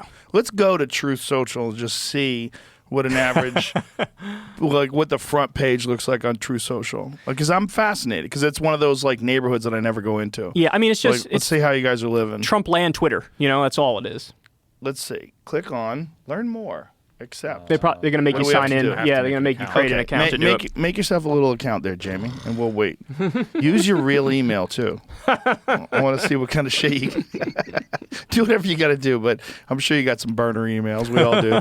But I'm interested. I'm interested to see what they have. Because like every time they create an alternative platform, it always winds up being a lot of the people that got kicked out of these other platforms for being shitheads, and they overwhelm these things when they say, oh, we're not going to have content moderation. And then these people just spam things, and it becomes Gab. QAnon and chaos. Gab became like literal Nazi Central, right? Really? Oh, Gab was terrible. The guy who runs it was like openly kind of anti-Semitic and wild. And so that is what happens, unfortunately. They say, hey, we want a free speech alternative, but then it's just the banned people go there, and they don't even have the liberals there that they want to dunk on all the time. So it just becomes like crazy. And by the way, I don't even trust a lot of the numbers coming out of these alternative platforms. Like a lot of it'll say like, whatever, X number of retruths or whatever, or X number of video views. Is it a retruth? That's what it's called, a retruth. Yeah. I gotta give my phone number. I don't want to do that. You don't have a burner phone? Not on me. They're gonna send me a message. Oh, shit. I don't have a burner phone on me either. You're not missing much, Joe. I want to see. When you signed up, by the way, originally, Do it. you were on a You need to change your phone number anyway, buddy. Whatever. you were on a waiting list when you signed up originally. When they launched it, people would sign up and they'd be like, "You're number 8,212 on the waiting list," and you had to wait to get in there. Why wait? I mean, maybe they just didn't have the infrastructure to get the influx of people who were going to sign up to it. Is Yeah, that there was a big many? issue at the beginning. I don't know if it's still like that now. It's been around for a while, but originally you had to wait to get in. Well, there was a lot of talk about people, the progressive people, banning or bailing rather on Twitter, and they were going to go over to Mastodon. I know That was Mastodon's complex. yeah, and that was just talk. Nobody went anywhere. Some people You know? did. A few celebrities bailed, But they did it like with a very virtue signally way. You know, they made this Yes. announcement, hey, it's getting gross here. You know, I'm leaving. But Love that's you the thing, all. like, Bye-bye. It's not. You're not gonna like that. I'm sorry, but Facebook is the place. Twitter is the place. It just is what it is, right? Yeah. So it's like, But it became the place. yeah, it did over time. But now that it is the place, it's hard to. I mean, I guess you could kind of argue maybe it'll be like a MySpace situation at some point where these things will go Right. away. But I mean, they're so big and All right, we're close. Oh, we're close. suggested accounts to follow. accounts. Babylon B, Charlie Kirk, Oh, that's Devin great. Nunes. I debated that Jack guy, by the way, Probasek. Charlie Kirk. Yeah, how did that go? It went well. We did a Politicon in like 2018 or something. I met him at a gun range once. Did you? Yeah. I'll skip for now. Yeah, it was Travis a good Tripp. debate. It was a fun debate. So let's view the feed. So Okay. I'm not following anyone. Okay, let's and see what we got this is here. it. You're not following anybody. I know, so I probably have to follow people. No, but- I'm saying it says Oh. that. You're not following anyone. So when you go to the homepage, it doesn't show anything. So this basically, without anything on it, looks like it Twitter. looks exactly like Twitter. Yeah, this is exactly like Twitter. But when they have check marks, but their check marks are red, not blue. Ah, of course. So you have to follow people in order to. Okay, let's click on. They're truths instead of. Okay, here we go. Oh my God, anti-Semitic representative. That's such bullshit. You remember what she said that they called anti-Semitic? No, I do not. She was talking about the Israel lobby, and she says it's all about the Benjamins. That's anti-Semitic? And they said that's anti-Semitic that you said that. She's like, I say the same thing about the fucking Saudi lobby. It's all about the Benjamins. They care about money. Donald Trump says, I'm killing everybody in the polls, but Fox News is always able to find an outlier, usually old and non-credible, that makes me look as bad as possible. They work with the club for no growth and losers like Karl Rove, and their board member Paul Ryan. Globalists all. In any event, we are winning. Big. MAGA. She doesn't like Fox News now? Is that what that says? Well, he's always in some sort of battle for ultimate loyalty, That's right. That's his game. And yeah. when people step out of line, he goes after them and they panic and then they soften their approach. And so it's a very offensive sort of way of dealing And with stuff. To this point, it worked, but now it's starting to work less because he's got so many enemies. Because so many people were, everybody on Fox News was criticizing him when he lost the election. When all of his candidates shit the bed, they were like, you know what? Maybe it's time for a new direction, and he lost it on them. So it's the Bannon trial. So there's all these different things you can follow. It says there's 58 people talking about it. What is that? This is a small chat room. Yeah, I don't think this is how many people are actually on Truth Social? Look at that, 309 people talking, 127 people talking. That's not big. I mean, It's look, tiny if anything, numbers. props to them for being honest about the numbers, because a lot of these alternative sites just lie. Right. You know, Facebook was caught lying about their video views, right? This was years ago. Really? You had whole news channels that went belly up because they bet on Facebook over YouTube, and Facebook just lied about the numbers. And when the advertisers figured that out, they pulled all the fucking money. And so you had these people who were like big YouTubers or had their own news sites, and then they went to Facebook, and then they ended up losing everything because Really? they were rigging the numbers. It was a big scandal, yeah. But why did they go there exclusively? Because they were told that like this is the new place. Look at the numbers they're getting. This is amazing. This is where you're going to make most of your money. So a lot of them went exclusively over to Facebook. But was there a financial incentive to go I mean, exclusively to Facebook? I don't know. Because it doesn't seem like it makes sense that you wouldn't want to be on both platforms. Yeah, I mean that's the smart thing to do, right? To do both platforms. Yeah. So Speaking why of, I'm actually on Spotify now. oh, congratulations. Yeah. Shout out Spotify. Doing my show you as a weren't podcast now. for a long time? No, I was No? I was only YouTube for a very long time. Interesting. But now so are we you do- on video on Spotify as well? No. No. I don't even know if they have that option for somebody like me. You know what I mean? Hmm. Like I didn't have any conversation with anybody at the company or anything. We just started posting my show as a podcast on Spotify as well. Interesting. Yeah. Yeah, I don't know how many video podcasts there are on Spotify now. Yeah, it's a good question. I mean, I only listen to you and Breaking Points on Spotify anyway. And so are you both have of the those video. video? I don't think they have video. No, they're just Really? audio. Interesting. Yeah.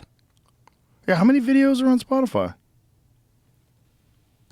To be honest, I'm not even sure how I would check that. I'm trying to think about it right now. I'm Googling some stuff, but I'm not sure how you would find a database of that because you kind of just have to check the podcast, I think. So you were on iTunes or Apple Podcasts. So that's actually the only podcast platform I'm not on. Really? Yeah, somebody had taken my name before me. Like, I used to do my show on this little nothing site called Blog Talk Radio, and people would take it from that and then put it on Apple. Right. And that account is still there, so I don't have my name on that platform. So all the other podcast outlets, I'm there. contact them? I mean, it's impossible to get in contact with these fucking people. We've tried. I mean, hey, help me out, anybody out there. I would really appreciate that. But Their we website says as of November, it's available for most creators in the world in most markets. Oh. There's a good chance you have Video access. podcasts are now available to creators in most markets around the world. That means there's a good chance you have access. Get started here. That's interesting. So Do you know figure that out as well? One of the main reasons why video got brought to Spotify? You? Yeah, but because of Elon Musk smoking weed. Really? Yes, because my manager said that's a viral moment that you don't get with audio. And they were like, oh, shit. Because, like, you have to see it. Right. Yeah. Yeah. Yeah. That was a very big moment. Yeah, that kind of a viral moment you really get more so for video. I mean, people like to share video clips. You know, video clips, they share them on Twitter and YouTube, and it kind of has to be video. Yeah, I mean, I'm way audio bigger. Doesn't go viral. Way bigger on YouTube than I am on Spotify. Well, you've been on there for so long. Been on there for though. a very, very long time, yeah.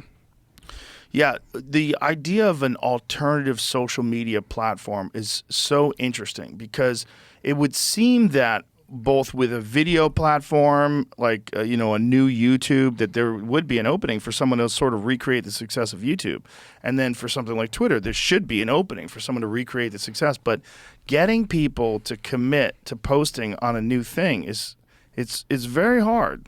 And in my experience, anything that tries to do like just a copycat of something else, it never really works. You need to bring something kind of new. Like TikTok, for example, we were talking about that earlier. Yes. It's kind of a new medium the way they do it with the short videos, and it just sort of captured the younger generation. And so if you just do a copy of YouTube or a copy of a podcast, it doesn't usually work. It's got to be something a little new, a little different that gets people hooked. Yeah, the TikTok thing is fascinating. I told you Adam Curry's take on it, that he thinks that the reason why they're trying to ban it is that it's competition and that they're killing the game, and that's why these companies are like talking about TikTok being so invasive. But I also read an article by a software engineer that back engineered the TikTok's algorithm. program. Yeah, and they said, no, this is the most invasive software we've ever looked at in terms of like what it does to your computer, how it checks everything you're doing, monitors your keystrokes, listens to your recordings. Like it has access to your microphone. Yeah, I think they're both right, honestly. I think they both make a very good case. The TikTok one's been interesting to me because, like, I see all the arguments that people make, the ones who are like, hey, we got to ban this thing, because I think it's true. The Chinese government's probably data farming everybody, and they have everybody's information. Yeah. But I also just find it kind of weird that there's, like, a specific focus on them because they spy on everything we do on every platform. I mean, we had the Patriot Act, which goes all the way back to the War on Terror days, where they're illegally collecting all of our metadata. I mean, you had Edward Snowden on the show. He could explain this stuff way better than I could explain this stuff. So yeah, you have YouTube, Google, I guess, is the parent company to you. So you have Google, you have Twitter, you have all these. They all have our data. They all, and I'm sure you've had this experience. It's gotten creepy. Like there was one time I was talking to Crystal, and I mentioned something. I never mentioned it before, never Google searched it. I think I mentioned the cereal Wheaties or something like that. I go to Amazon. I got a fucking recommendation for Wheaties, bro. I was like, what are the odds? What are the odds that that's just random? Zero? Yeah, they're about 0.0001. Yeah, it was so, I'm like, Jesus Christ, that's so invasive. Yeah. It is weird because we've talked about that before. So many times we mention something and then you get an ad for it. And it's like, what is that coincidence? Because people want to say it's coincidence, but it can't be. So what are they doing? Are they just listening to everything you say? I mean, Alexa is probably the worst, right? Alexa's people who have Alexa. Sneaky little bitch. Fucking robot in your house who's spying on your ass. All the Here's time. A list of the top 10 sites based off of daily active or monthly active users, I guess. Rank among social media platforms. So Facebook is number 1, YouTube is number 2, and then there's WhatsApp, which is not really a social media app, it's a messaging app. Right. Then you have Instagram, WeChat, and then TikTok. What is that, man? What's MAUs? What does that mean? Monthly active users, I believe. Oh, come on. There's only 1 million on TikTok? That's horseshit. I think it's 1 billion. But Yeah, it's 1,000 million, so a billion. Yeah. Yeah. Dumb, so stupid. But Facebook owns- Messenger, interesting. 988 million is just below that. Doesn't Facebook own all 5 of these companies? 4 of these? Facebook does not about own WeChat. YouTube. Not that one, but WhatsApp, Instagram. Yes. Do they own WeChat? Who know. owns WeChat? What is WeChat? I don't even know what that is. Same kind of thing, I believe, What's WeChat? as WhatsApp. There's a new messaging app called IQ that the UFC is using. I saw ads for that. I'd never heard of that before either. Do you know what? I'm too old for this shit. Then what am I? I can't keep up. I can't keep up with all this stuff. So it's It seems China. Messaging app, It's China, I a think. Chinese thing.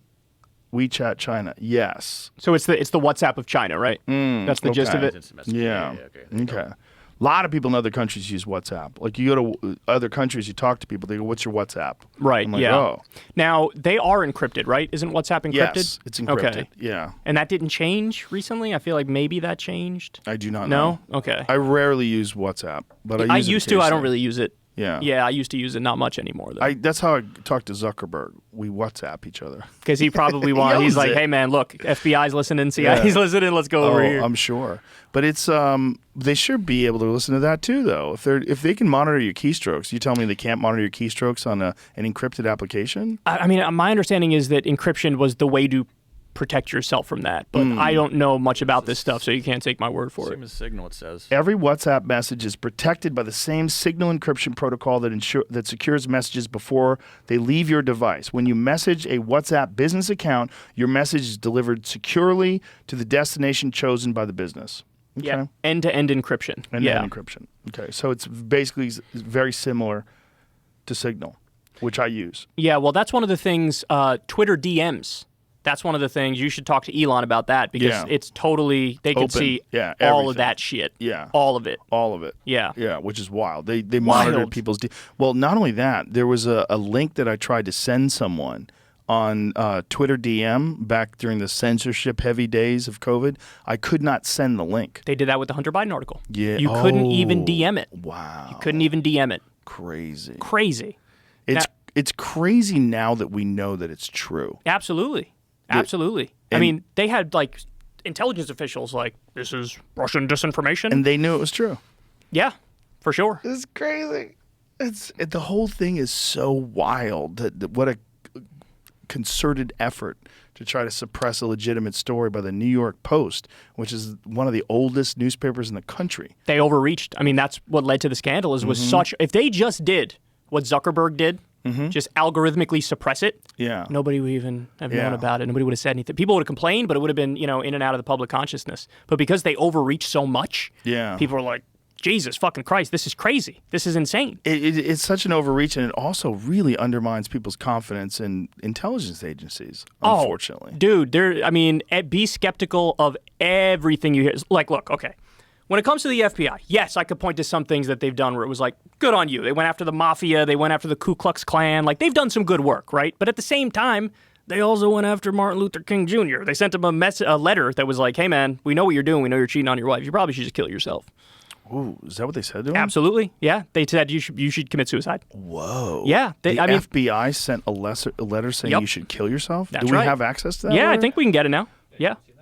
You never seen it? I don't know if I have. Maybe I forgot So about it. what they do, the FBI, like they're not ideological in a traditional partisan sense. What they are is they're all about protecting the establishment and the status quo. So if they feel like a threat is coming from the right, they'll go after the right. If they feel like a threat is coming from the left, they'll go after the left. There it is. So, King, there's only one thing left for you to do. You know what it is. You have just 34 days in which to do. This exact number has been selected for a specific reason. It has a definite practical significance. You are done. There is but one way out for you. You better take it before your filthy, abnormal, fraudulent self is bared to the nation. Whoa. Now they tried to do this to Malcolm X as well, but he lived a squeaky clean life. He was not cheating on his wife. Look how this is written. No person can overcome facts, not even a fraud like yourself. Lend your sexually psychotic ear to the enclosure. You will find yourself in all your dirt, filth, and evil and moronic talk exposed on the record for all time. I repeat, no person can argue successfully against the facts. You are finished. You will find the record for all time, your filthy, dirty, evil companions, wow, male and female, giving expression with you to your hideous abnormalities. But this is crazy. So this is the 60s. And they're not even the worst of the intelligence agencies, Joe. The CIA is way worse. Have you ever listened to the Blowback podcast? No. You would love that podcast. So they go into the history. I think they do one on the Iraq War. They give you everything that led up to it, why they did it, what the people were saying to each other behind the scenes, what the motivations were. They do it with our war on Cuba, like Bay of Pigs and how we were trying to get rid of Fidel Castro. They walk you through all the history. They do a phenomenal job. And basically, I mean, the CIA, their whole job was like paramilitary for the U.S. government, trying to topple, in this case, Cuba, to put back in a puppet dictator. Because the guy who came before Fidel Castro was Batista, and he was a vicious dictator. And basically, Cuba was like a gangster mafia state. You had like famous gangsters had a stake in the casinos over there. It was like the playground of the U.S., basically. And so people there were terribly exploited. That guy was a vicious dictator. He was toppled by Fidel Castro, and then it was the mission of the CIA for so long, we got to get this fucker out of there. And it's all the stuff's on the record. All the stuff's it's incredible. The stuff that, I mean, even today, like what we're doing with Venezuela, what they were doing with Cuba back then, where we're trying to overthrow. It happened under Trump. It was continuing under Biden. Now it's actually changing a little bit because Saudi Arabia's acting a fool over their oil, and they're not giving us as much as we want. And so now you have the U.S. government is sort of slowly opening talks with Maduro. Yeah, maybe we can be friends because they got a lot of oil in Venezuela. So what happened with Saudi Arabia that this relationship soured? I mean, how much of it does anything have to do with the Jamal Khashoggi murder? I think a lot of it does, yeah.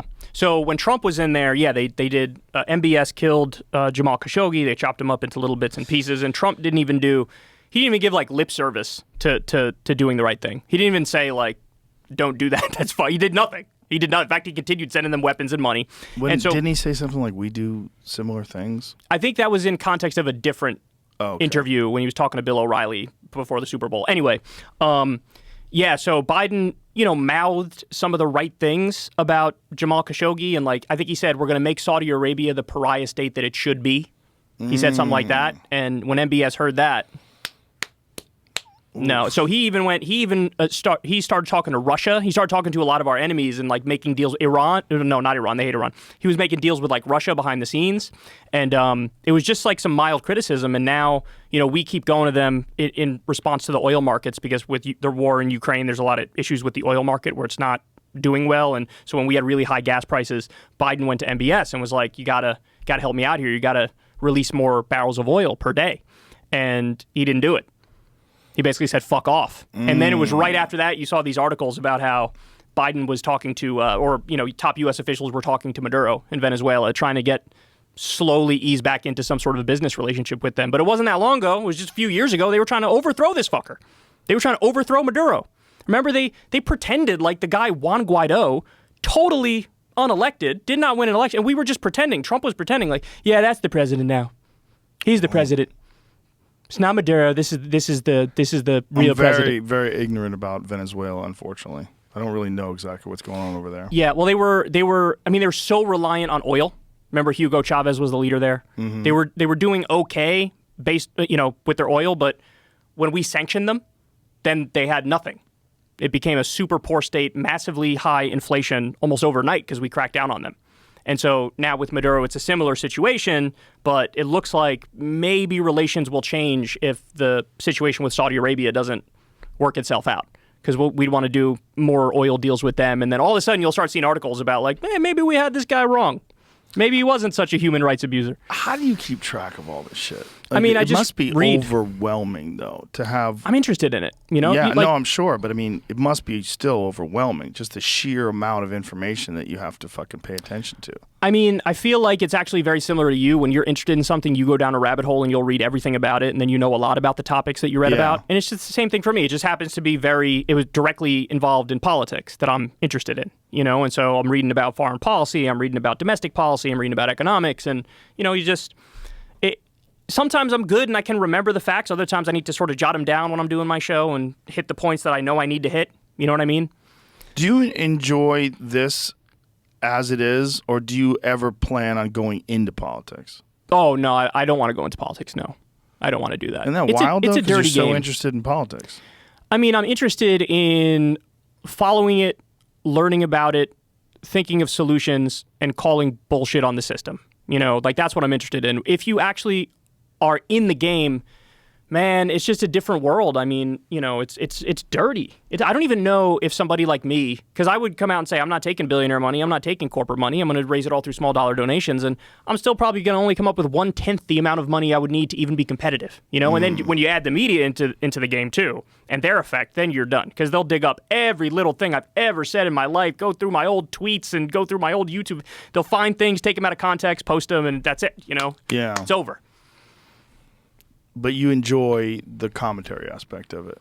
Yeah, I mean, I just find this stuff interesting. I like to share the things that I read that I think are interesting. Because there's so many things I come across where I'm like, damn, I want people to know about this. And I think the media, they just go towards like the dumbest stories, the most sensational stories, the cheap clicks, the cheap headlines. But if I'm reading about like the Inflation Reduction Act, which passed, and I'm going through the provisions, I'll be like, this is a really good fucking provision. Nobody's even talking about this.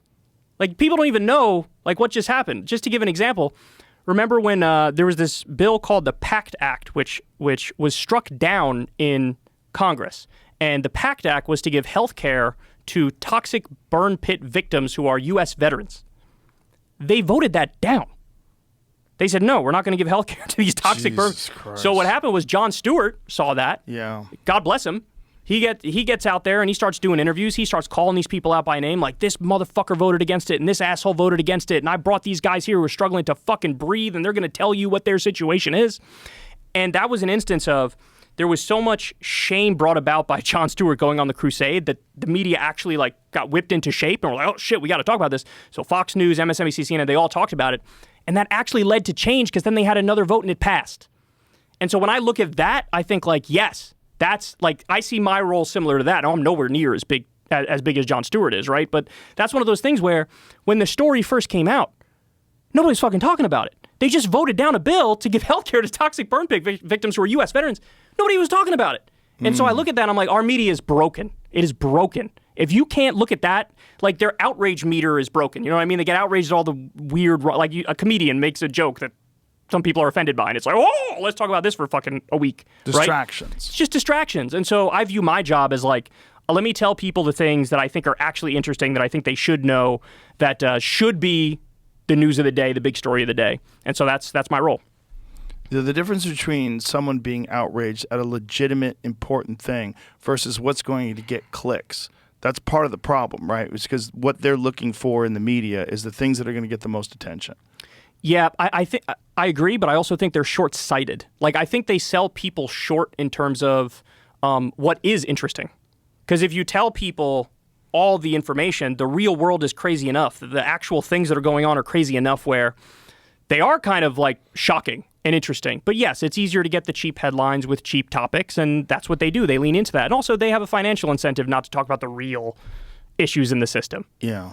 Because they're the beneficiaries of the system. There's so many different things to think about, which is part of the problem. If someone has a job and during that job they're required to use all their resources to benefit the company and they're working on things all day, and then when they're off work, then they're supposed to be paying attention to Venezuela and Jeffrey Epstein and the Twitter files and the this and the that, and like, my God, there's so much. And then they're getting their news, many people, from 1 hour mainstream news broadcast where they do a cursory examination of a few very specific topics.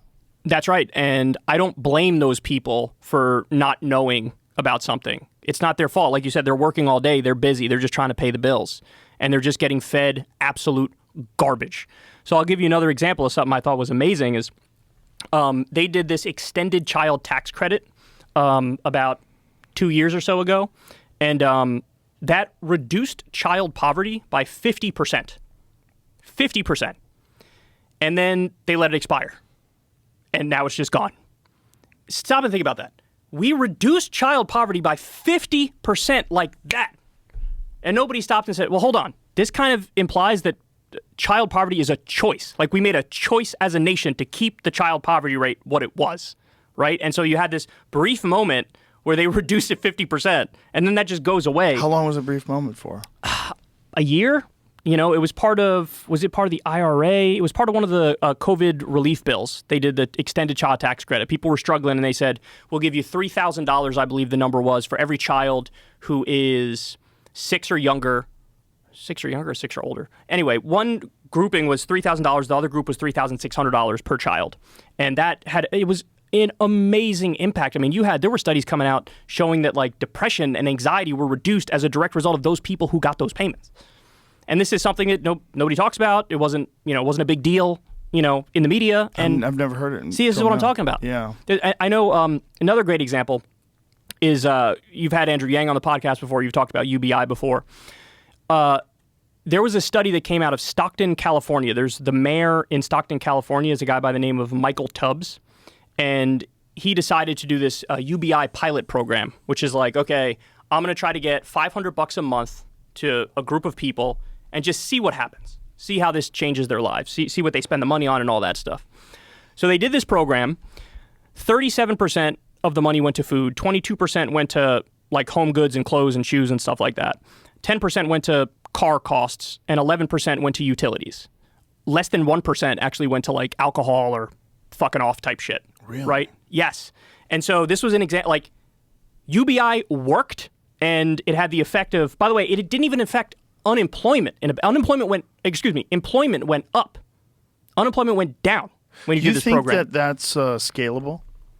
I mean, all the evidence that we have right now is yes. There's obviously a tipping point where, like, if you give too much, you might disincentivize people from doing other things. Right. So what's the right number? That's the question. I mean, there are people much smarter than me who will debate that and find the right line. And what did they give in Stockton? They gave $500 a month. No strings attached.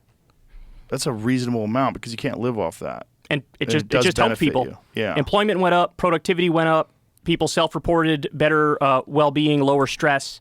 So kept people out of debt. Imagine if they scaled that nationwide, what the implications would be, and where would the money come from? Like, that's one of the things that I found fascinating about Bernie's ideas, is that Bernie wanted to take a very small percentage of stock trades, these things where they're speculating, and it was like less than a cent for each one of them, and then that would generate an enormous amount of money because of the amount of stock trades.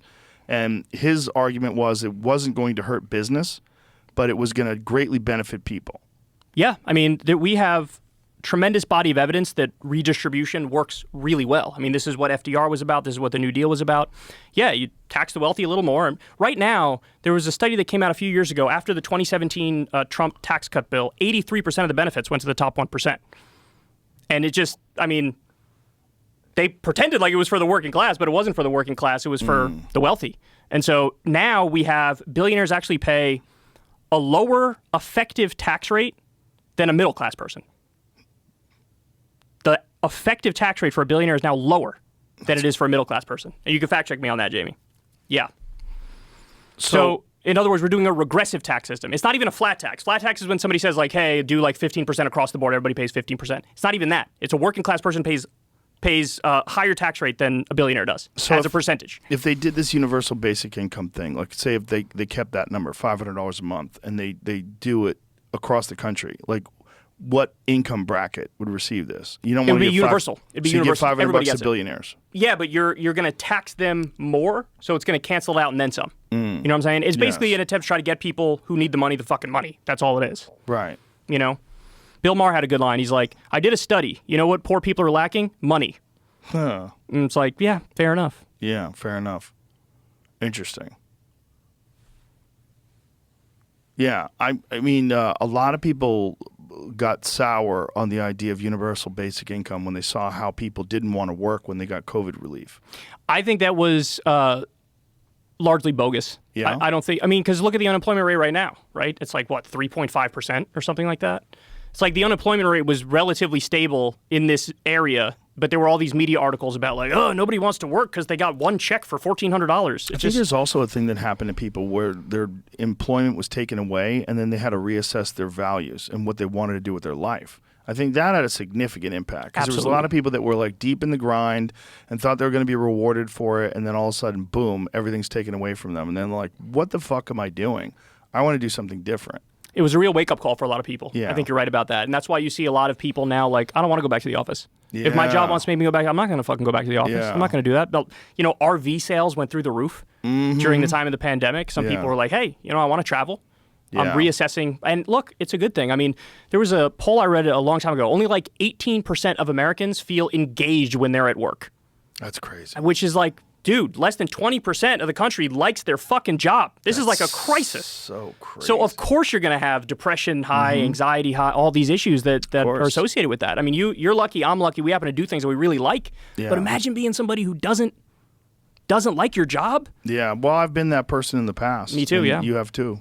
Yeah, it's not a fun existence. The No. difference between the overall happiness of being able to do what you enjoy versus doing something that you have to do, it's immeasurable. It's night and day. The impact that it has on your psyche, the way you think about life, the way you think about the weekend, the way you think about Monday morning, it's just a totally different way of existence. And also, it's not like these people that are in that 18% that enjoy their job, like they suffer more. They're more, generally speaking, they're happier, they live better, they have a better possibility for the future, they're enthusiastic about it.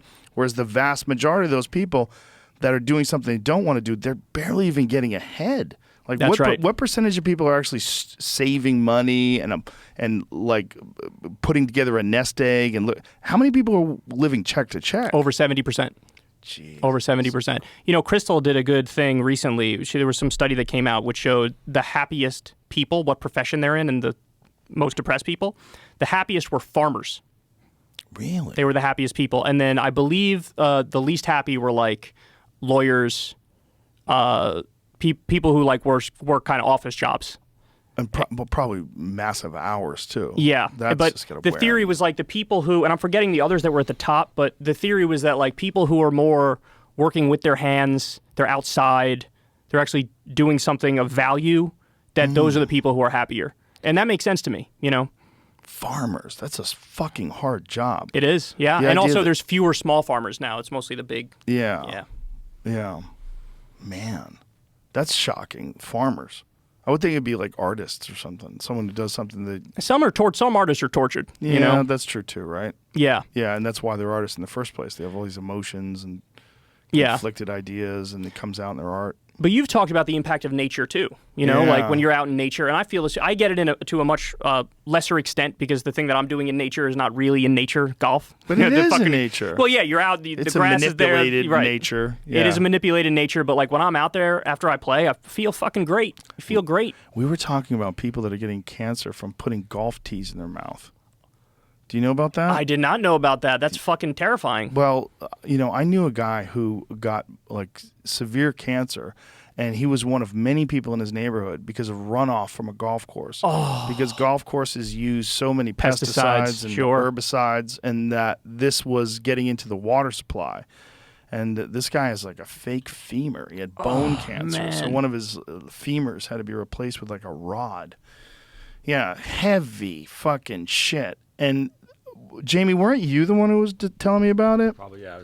I'm reading a story on our favorite website, Snopes, that's actually true, Whoa. about a guy in the Navy who bit off a tee and it almost killed him in like 10 days or something, it says. What? He had an allergic reaction, though, I believe, to the pesticide or fungicide. He died 10 days later after a toxic substance had burned the skin from 80% of his body and caused major organs to fail. The toxic substance was determined to be, how do you say that, Doconil, an FDA-approved fungicide that had been sprayed on the Army-Navy golf course twice a week. Prior, apparently had a hypersensitivity to the chemical used in the fungicide, causing a severe allergic reaction. That's one, but what I'm hearing about is mouth cancers. And Yeah, from the tea, Yeah, sure. so you're imagining they're spraying all these golf courses to keep them pristine and rolling nice, and then you put it in your mouth because you're like, you have your hands are free. I mean, how many things are like that we don't even think about now? We don't even know about. Like, the Monsanto thing. What's the name of that? Roundup. Yes. The Roundup stuff. There's a lot of evidence that stuff causes cancer. A lot of evidence. And there's just a lot of places just like, we're just going to not care. Well, not only that, have you seen the numbers when they look at people's urine and blood and they test how many people test positive for Roundup? It's What is it? extraordinary. Google that. What percentage of people that were tested found Roundup in their body? It's a very high number, and a lot of the shills were like, "Oh, it's a minimal amount of parts per million." And the parts per million of something that kill you, that you're not making me comfortable. Because also, here it goes. Urine. Okay, according to Center for Disease Control Prevention, found that 80% of Americans have glyphosate in their urine. Holy shit. The health consequences of the situation are unknown. Oh, my God. Though many scientists insist glyphosate is linked to cancer and other health issues. Yeah. And that's just to kill weeds. Uh-huh. Jesus Christ. Yeah. Well, that's the byproduct of monocrop agriculture, which is also something that people need to understand how dangerous this is to the topsoil, how dangerous it is to the environment, the runoff that gets into streams and rivers. And, we had Will Harris from White Oak Pastures on, who explained that in depth about how he came to an understanding of the dangers of this stuff and converted his industrialized farm to a regenerative farm. And it took 20 years to do it. Oh, my God. It's very difficult, very time Wow. consuming. Yeah, there's very, a lot of money Yes. invested in keeping it the way it is. But he was a guy that I actually had on the podcast because I saw him on Fox News. He was on this mainstream show, and they gave him 5 minutes, and the guy was trying to hurry him along. And Will talks in a very slow and deliberate manner. Wow. Where he picks his words carefully. Very interesting guy to talk to. Fascinating. Really intelligent human. And very, as amazing ethics and character, the way he decided to do this. So I talked to him for 3 hours. Yeah, that's first of all, I'm happy that Fox actually had him on. That's Yes. surprising because normally they take like the anti-environmentalist. But they had him on a shit on Bill Gates. Oh, I see. Because That Bill makes Gates sense. is buying all the farmland. So they Right? had him Yeah. on like, well, that's fucked up. I mean, Yeah. he shouldn't. That's not good. I'm Yeah. not for that. No. Yeah. Well, the idea that he is this altruistic person that's only, doing these things because he's a philanthropist, that doesn't bide with the profits that he makes from these no. ventures. And like, there's incentives that are other than philanthropy. Yeah, he had a phenomenal PR campaign for years, which Yeah. portrayed him as like he's the good billionaire, bro. He's And- just looking out for everybody. Not only that, but it was funded. Like that Right. PR campaign, when you find out how much money he donated to these major news organizations, those donations were sizable in the hundreds of millions of dollars, which is really wild. I know. See, that's a big problem too. And this happened with Sam Bankman-Fried as well. There were a bunch of puff pieces written about Sam Bankman-Fried, and come to find out, he donated a lot of money to all these different sites. And that's the sort of conflict of interest shit, to come full circle back to what we were talking about before. That's the sort of conflict of interest shit that you're never going to get good, unbiased, fair, objective reporting from an outlet that's funded by, you see Sunday shows, they'll have a commercial for Lockheed Martin or something. You're like, Lockheed Martin? Yeah. And what's the impact of that? I remember I was reading a Politico article one time, and it said at the top, I think it was either funded by, or like from Lockheed Martin or from Raytheon. And the article was about how like we needed to go to war with, I don't know if it was Syria or one of the other countries over there. It was like, yeah, we got to go to war. Yeah. Well, I'm more likely to take your opinion seriously if you don't have a financial interest vested in going to fucking war. Like, what are we talking about here? This is insane. It's insane. But how does one take money out of those things? How does one take money out of the news? Well, that's the thing. It's so hard. Yeah. So hard. So you could do public funding, sort of like PBS, but even PBS now doesn't, it's not just purely public funding. No, That's one they way to have do it. establishment narratives that they promote as well. Of course. Yeah. And so, and they think they're doing the right thing by promoting those narratives.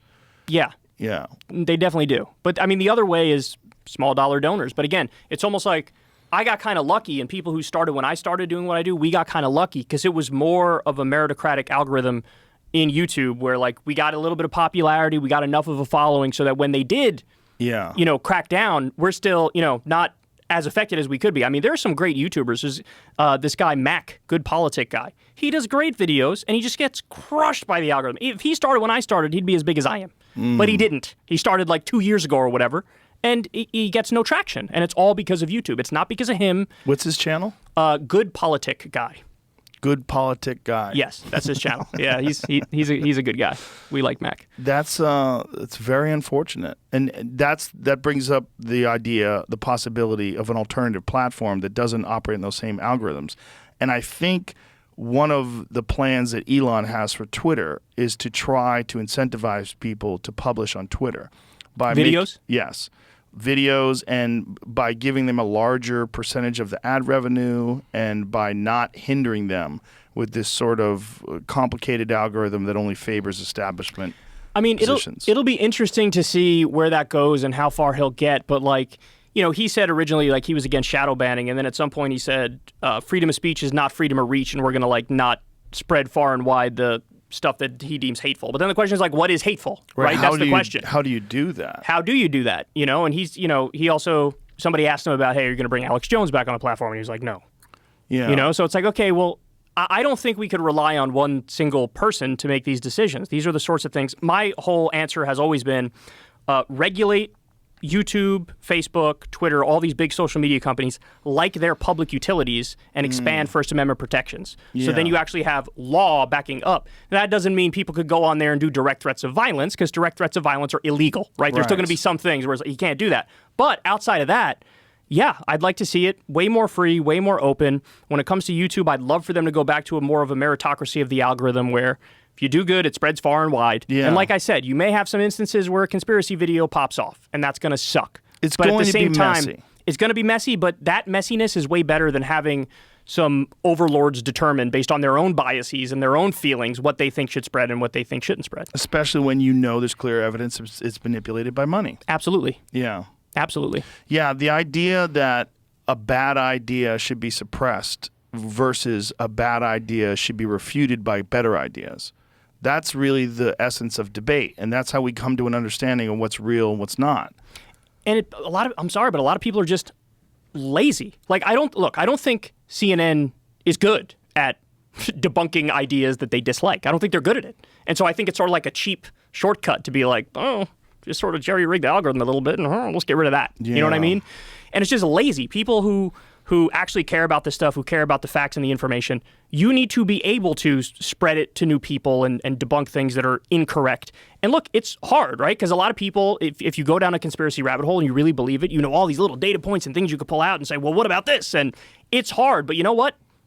Doesn't matter. You still got to get in there. You got to have the debate. You got to have the conversation. Yeah. And sometimes you'll win, sometimes you'll lose, but you got to engage in that because that's the only way you're going to change people. One of my favorite things when I go to these like the Politicon events like they used to have, people would come up to me and tell me like, I want to thank you because you took me out of going down a very bad path. And that always felt so rewarding to me. Yeah. Because, I treat people like they're people.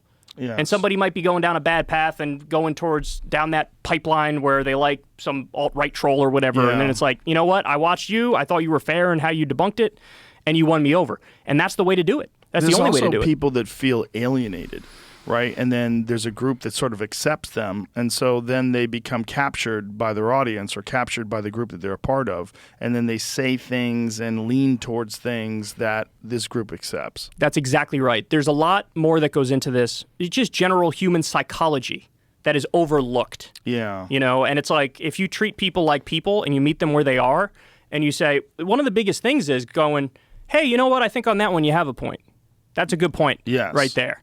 It's But very, this very other important. thing, here's where I disagree on this other thing. Let's Yeah. talk it out, right? And that makes people go, oh, at least you're honest, Yes. right? Like, it's funny. I've always had like a love-hate relationship with libertarians because I love them, they love me on certain issues. When it comes to civil liberties, when it comes to war, I love this Kyle guy, man. He's right about everything. But then when we get to economics, they totally Right. disagree with me, and they're hardcore, ardent capitalists, and I'm over here advocating for social democracy. Ayn and Rand. Yeah, but it's fair and it's good and it's fun because we'll agree where we agree, we disagree where we disagree, and let's see what happens. And so as long as you keep that dialogue going, I guess the only caveat here is when you're dealing with like a quote-unquote bad actor.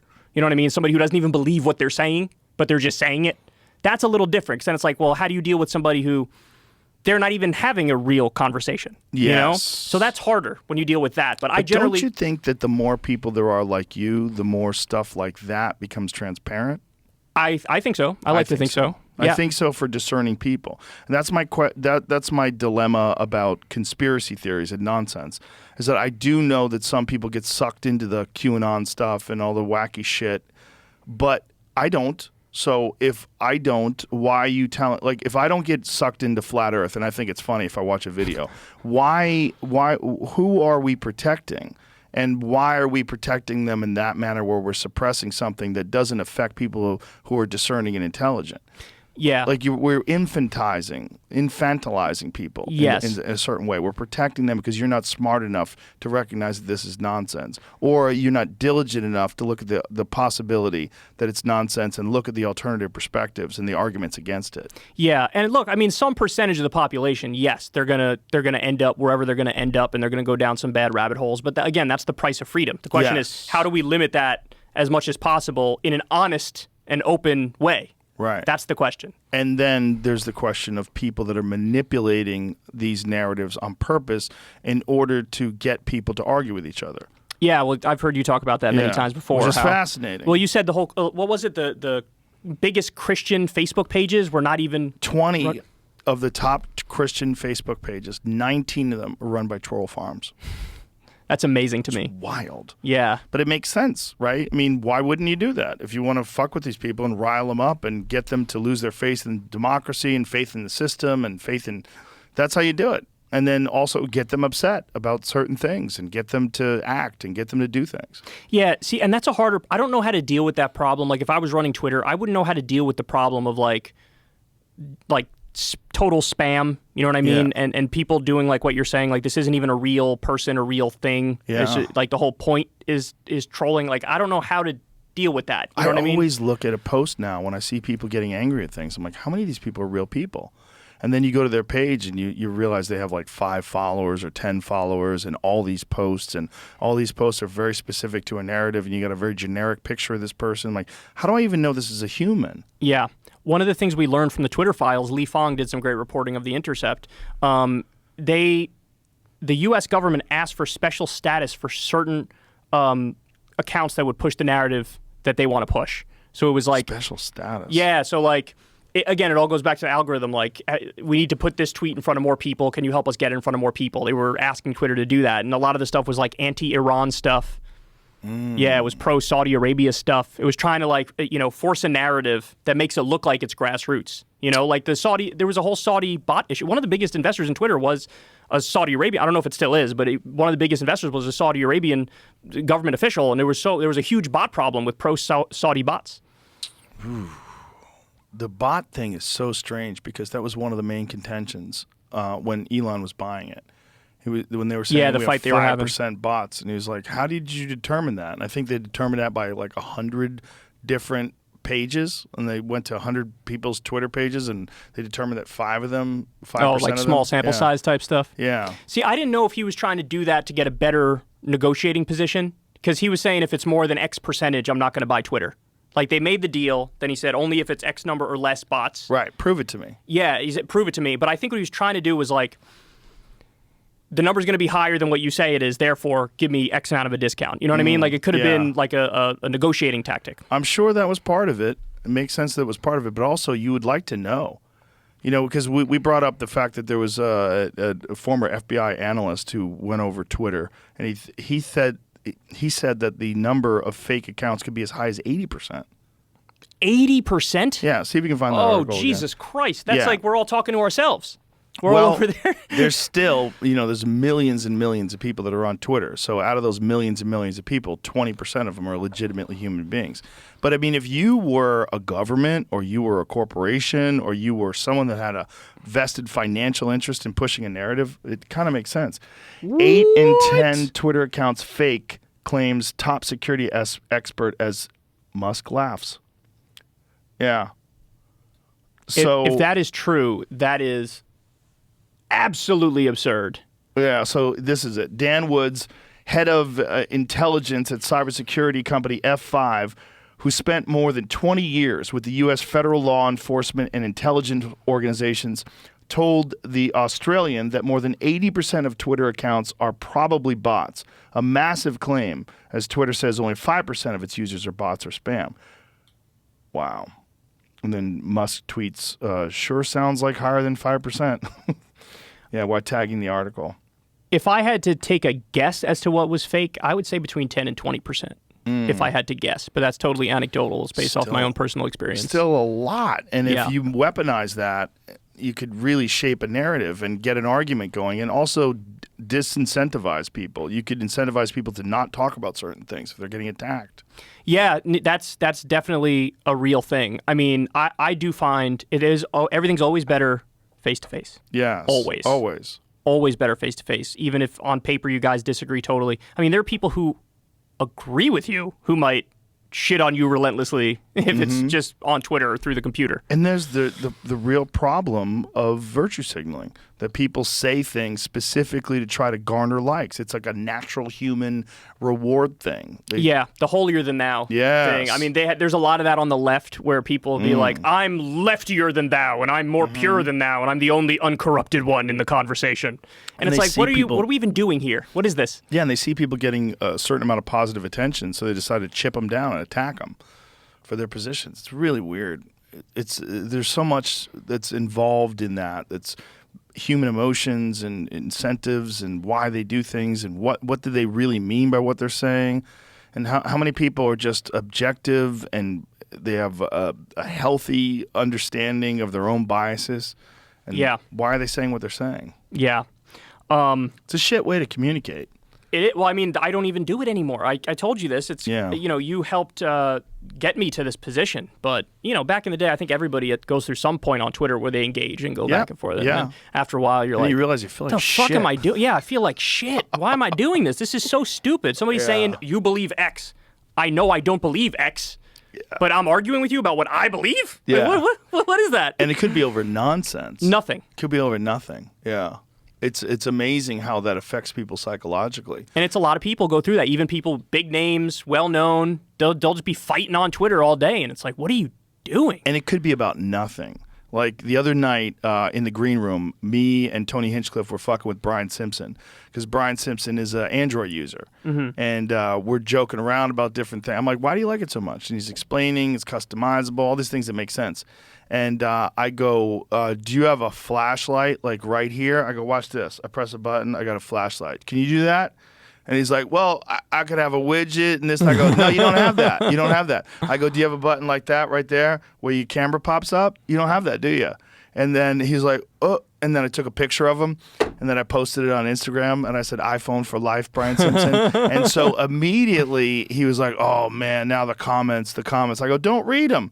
So he starts reading them, and he's engrossed in the Android versus iPhone arguments in the comments, and I see him getting obsessed because he's pro-Android. So he's like ideologically attached to this idea that Android's a better platform, and so he's like immersed in these arguments. Man. And so we were just joking about all night that he's going to be up till 4 o'clock in the morning reading comments about Android and iPhone. Like, he might be. It's weird because I like the freedom of being able to go on Twitter and these social media outlets and do whatever I want, but at the same time, I know there he is. Meanwhile, it's a blurry ass picture too. It's not even a good picture. Well, I took it like instantaneously as I just wanted to get, because see the look at his face, like, Yeah. But like, so the psychological effects of these online fights, it's got to be super negative. But like, I don't want to ban the social media platforms, but I do know that we'd all be much happier if we didn't have them. But I believe in the freedom to go on them and use them. But it's like, this is fuck. We're all fucked. I mean, I feel like that says a lot about the way the system works today, right? Is like, we all know certain things are terrible for us, but it's like, well, I do it. How many people feel good after online arguments? That's a really good question. Some people live for it. They live for the fucking, I'm going to get in there. There is a certain personality trait. Don't you think there's a certain personality trait with some people where they're just shit stirrers, and that's how they get their kicks, right? And it's probably a minority, tiny percentage of the population, but some people are all about it. And that's where they get their dopamine rush. That's where they get their little serotonin kick. Ugh. Such a fucked up way to live. Yeah, it is. Yeah. It is. Some weird social maladjustment issue from when you were a kid, probably. Well, we're just not designed to communicate in text. There's so much lost, so much context lost. You don't know what the person's thinking and saying. You don't know who they are. You don't know what their life is like. You don't know what their incentive are to say things like that. Yeah, reading, that is an issue, right? Reading text and like just totally misinterpreting the tone of it. Yeah. You know what I mean? Oh, yeah. Like, damn, this is a fucking dry-ass response. Like, what, does this guy not like me? What the fuck? Well, I love a really subtle troll account. There's some really subtle troll accounts that are fucking amazing. They're so subtle. Yeah, That- like it could be real, Yeah. but it's not. I feel Yeah. like there's a guy, Nick Adams, I want to say his name is, Australian guy. He plays the role of like the super MAGA dude, and I'm super convinced it's a troll. I'm 100% convinced, but it's right on that line though, right? It's Yeah. like right there. Because there are people that are like that. That's what's nuts. You know, like Tatiana McGrath. Yeah, that's which been is around amazing. for a while. Andrew Mhm. Doyle, which is a hilarious guy, who created this super woke, crazy left-wing character that people oftentimes retweet unknowing that it's parody. Yeah, I mean, I've seen fights over that. Yes. You know, somebody says like, "This fucking crazy bitch," and then it's like, "This It's not even not a not bitch. real." Yeah, this isn't real. Did you see what happened with this yesterday, Aaron Foster? Did you? Oh, this was a cross your joke? Story. 100%. No. Oh, I know somebody who fell for it. I know somebody who fell for it. They were telling me about it. What'd he say? He said that the NFL gives him a script before the season, and they go over it, and it's a week-by-week breakdown of what happens. And whatever year, like the games, the rigged? Yeah, and he went super deep with yeah, the they like got how rigged it questioned is. about it, and they were just playing it like it was real. The clip went out, and I got sent it by at least a couple of people that like, see, I told you it was fake. I'm like, dude, they're joking. Arian This is a Foster, that's joke. hilarious that he did that. It He's a just went funny on- it dude, went though. on. He got went big. deep with it too. He went like really over the top. But somebody thought told me it was real.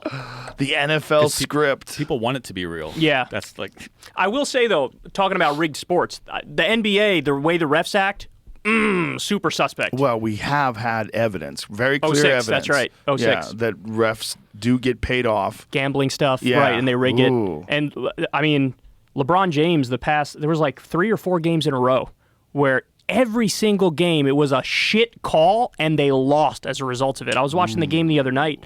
I forget who they were playing, but they straight up Celtics. they hacked his arm when he was going up for a layup. They just hacked his arm. And the ref didn't blow the whistle. And if he made that layup, which he was going to, that was game. And so then it went to overtime, and the Lakers lost. Wow. Fucking crazy. He was crazy. He doesn't get too emotional on the floor, but after that play, he was he was livid. as a LeBron fan, he gets very emotional all the time. Well, that was worse than I ever saw him before. It definitely right was or wrong. It was a great. He laid on the ground for like a minute Yes. afterwards. He was trying holding to his get the head call, like, but ah.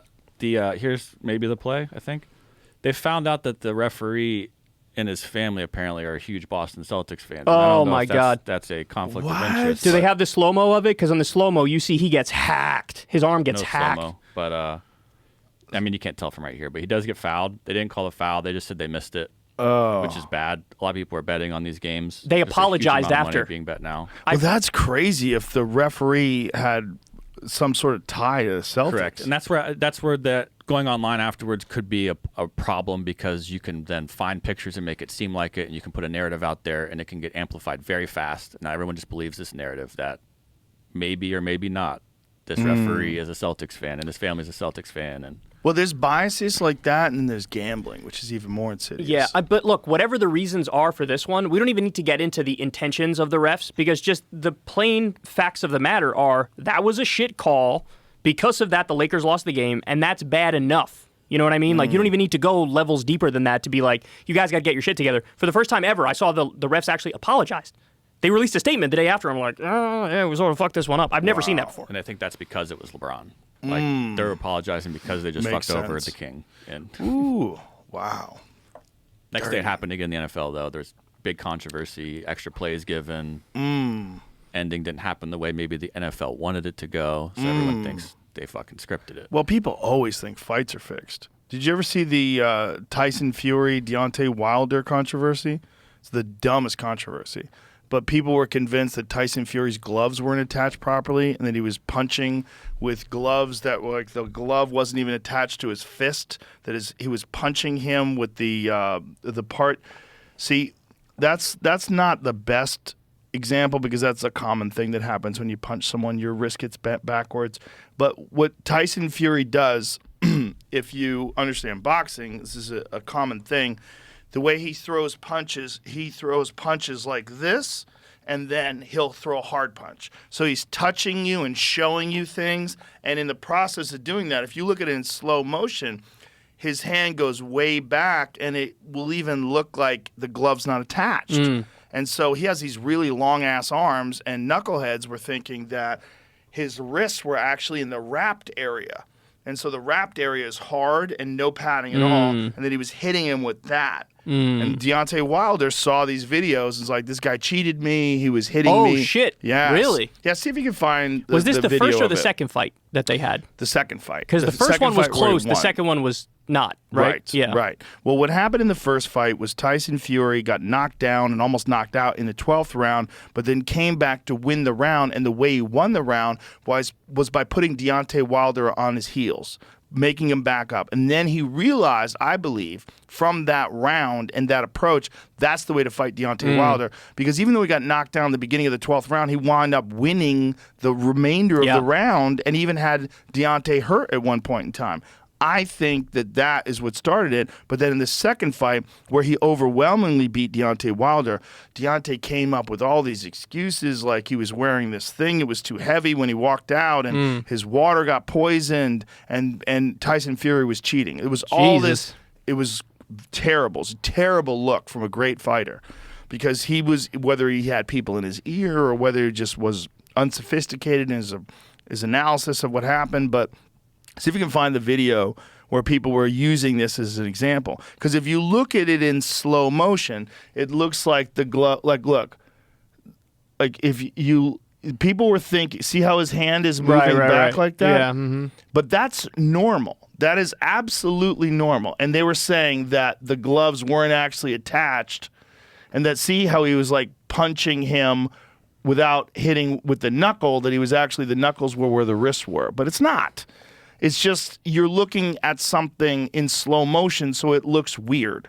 And so the people that were, that thought about conspiracies too much, they thought that was what was going on. You see how his wrists are moving around? Please explain what is in Tyson Fury's gloves. They cheated, Bronze Bomber. But I no. thought that first fight, I thought Deontay did win. I thought that Tyson Fury was down for the count. But the second fight, it wasn't even close. Well, he didn't win because Tyson Fury got up, and the whether the count wasn't was it a long. 10 count though? The count was long, but it's not Tyson Fury's job to get up at the correct 10-second mark while he just got rocked and dropped. It's his job to listen to the referee when the referee says 8, 9, and then he gets up at 10. It might have already been 10, but he doesn't know that. Yeah, So, but would a different ref have done it differently? Would a different ref say that's it? possibly. Yeah. Well, here's my take on it. It should have been a digital count, and that digital Right. count should start. It should be very clear and obvious to everybody. It shouldn't be up to the referee to decide the pace of the count. Another example of that is Mike Tyson versus Buster Douglas. When Mike Tyson knocked down Buster Douglas, he knocked him down for more than 10 seconds. No shit. Yes. This video has all 4 of them synced up. And what does it say? It just shows the knockdown and then has them. Like, see, even boom. Buster So gets Mike knocked Tyson down. drops him. Or excuse me, this is actually They got all It's of all them. 4 in of there. them. Yeah, it's Okay. all 4 of them. So Or let's 2 see. angles at the top one. And 8, 9, 10. Buster Douglas is down past Oh. 10, and then he gets up. Oh. See? And this was argued by Don King after. Let's see that again. No shit. Yeah. So let's see the Douglas one. So Tyson hits him, boom, down, and now you see the count: 3, 4, 5, 6, 7, 8, 9, 10. He's out. Wow. Buster Douglas was out. He was out, but it's not his job to know how many seconds are going on. Yeah. It's his job to respond to the referee's count. The lack of objectivity. I like your point about using the clock, because the lack of objectivity drives me crazy. Yes. I want to leave as little as possible up to subjective interpretation, And so when you get a call egregiously wrong, it's like you got to change the rules to make it so you don't. Yes. I mean, they should have a digital count where where the whole audience could see, where when the guy goes down, 10 seconds starts, 9, 8. You should see it just like that. And that's the only way you should do it. You should never, because sometimes referees will go 1, Yeah, 2, weird and then count. they'll extend the count. Has there been any history in fighting of like gambling issues and Yes. there has? And is There's it just old school or is it new also? New. There's a big Wow. controversy in the UFC currently. No shit. Yes, there's one of the coaches, this guy named James Krause, who's a known gambler, and he actually has a gambling. Was it a Discord server? And one of his fighters, there's a lot of like late money that came in, like strong money against this fighter, and the guy, it turns out, had an injury, and threw a kick and went down early in the fight and got stopped. and then he was suspended. The coach is suspended. No longer can that coach referee or can he train fighters. So anyone who's a UFC fighter who trains at his gym had to leave his gym. Yeah, and so it's a real big deal. So people were suspended, and then the UFC banned gambling for any of its athletes. Wow. Yeah, I mean, look, I think any of the trainers as well. see, that's the interesting thing because on the one hand, like I'm in favor of gambling being legal. I mean, I Yes. don't think it should be illegal. But on the other hand, it's like you do introduce a whole new set of problems when it comes to sports because now there's massive incentive to just let's fucking rig this. I'll pay you $2 million to take the fall. Yes. You want that? That's life-changing money. You know what I Yes. mean? And then you have a whole other set of issues. It's hard. I don't know how you do it and then you regulate it effectively where you don't have issues like that. Or is it just something that we're never going to get rid of, right? Is it like, like crime where nobody can say, oh, let's abolish all crime. It's not possible, right? You're always going to deal with some level of crime. Is it the same thing for cheating? Is there always going to be some level of cheating because of gambling? I think there's going to be always like people that want to try it, but sunlight is the best disinfectant. To be able to see it and know what's going on, and then to penalize those people. But there's always been accusations of bad judging in boxing that's related to gambling, or related to money, related to bribes. I mean, it's been from the beginning of time. I mean, the mob has always been involved in organized boxing and telling people to take dives. It was always a thing. Yeah. Speaking of fighters, I met Boss Rutan last night. Yeah, he's the best. And, you said something a long time ago, and it really stuck out to me after meeting him. You said, like, fighters are the nicest fucking people. Yeah. Because there's no degree of insecurity. Yes. That, they know they can fuck up anybody, and so they're just sweet. Yeah. And that's exactly all of us, myself, Corin, and Crystal, we were all talking about, that guy was so nice. He's the nicest. Such a nice guy. He's the best. I love that guy. He moved to Texas, too. He's a Texas guy now. Corin was saying he looked up his record. He didn't know much about me. He looked up his record when we got back to the hotel. And he was like, we just met the fucking Michael Jordan of UFC. Well, he's without doubt one of the all-time greats. I mean, I don't know if you'd call him the Michael Jordan of the UFC. I think that you'd say that about John Jones, maybe. But he's without doubt one of the all-time greats. I mean, he was a UFC heavyweight champion. He was a king of pancrase. He fought in multiple organizations. Is universally respected. One of the first elite strikers to compete in MMA. Because in MMA, you had these guys that were like really good at one thing or another thing, but to have a guy like Bas who came over who had that Dutch kickboxing style, and he was like an intelligent animal. That's how he fought. Just like intelligent, marauding, berserking guy who just destroyed people. He was an amazing, amazing fighter. So he did like the Tyson style blitzkrieging of his opponent. Well, he fucked a lot of people up. That's for sure. I mean, relentless power, and just super hyper aggressive. Like the Dutch are known for this Muay Thai style, this kickboxing style, and they're some of the greatest fighters in kickboxing history have come out of Holland. Now you put a guy like that up against a jiu-jitsu expert. Well, Bas knows jiu-jitsu. He knows jiu-jitsu yeah, too. I mean, he submits guys too. The thing is, like, Bas was one of the first guys to incorporate leg locks, and no, Bas is a very, very well-rounded fighter. I mean, he could do everything, but when you had to stand with him, you were in deep shit. He was just a really good striker. So now does everybody in the UFC know both? Yeah. Everybody does now? Pretty much. Wow, that's you something. still have some specialists that are really good at stand-up, but their vulnerabilities are the ground. Like Alex Pereira, who's the UFC middleweight champion, is just an elite kickboxer who's learning grappling, but his grappling is not nearly as good as his striking. But the problem is every fight starts standing up. And so when you're standing up with him, you're dealing with one of the most dangerous human beings on planet Earth. And so just trying to get him on the ground is so dangerous. You got to get close to him. You're going to get hit with a knee or a punch, and he's good at takedown defense. But he's not like an elite wrestler. He's not the most well-rounded fighter, but he's the UFC champion. That's interesting, though, because then that sort of undermines the point a little bit that jiu-jitsu is the main thing. That's not real anymore. No? No. I would say the main thing is to be well-rounded. And some guys are really good at just being a specialist. Like the guy he beat, Israel Adesanya, who is the middleweight champion at the time, is also a specialist. He's a specialist in kickboxing. So his specialty and Pereira's specialty were the same specialty. But Pereira is bigger, and he had knocked Israel out in kickboxing. So that was one of the reasons why it was such a highly anticipated fight, was because everybody knew that Stylebender, Israel Adesanya, is one of the greatest strikers in the world. So for him to be fighting another guy who's one of the greatest strikers in the world, everybody, and a guy who had already knocked him out, everybody anticipated, like, this is going to be a wild encounter. I always wonder about size like that. You remember Bob Sapp, and you remember Butterbean? Sure. Like, I just got the sense, and I don't know anything about fighting, but when I look at it, I just got the sense, like, this guy's just so large that I feel like he wins fights from being large. Well, Bob Sapp most certainly won some fights from being large.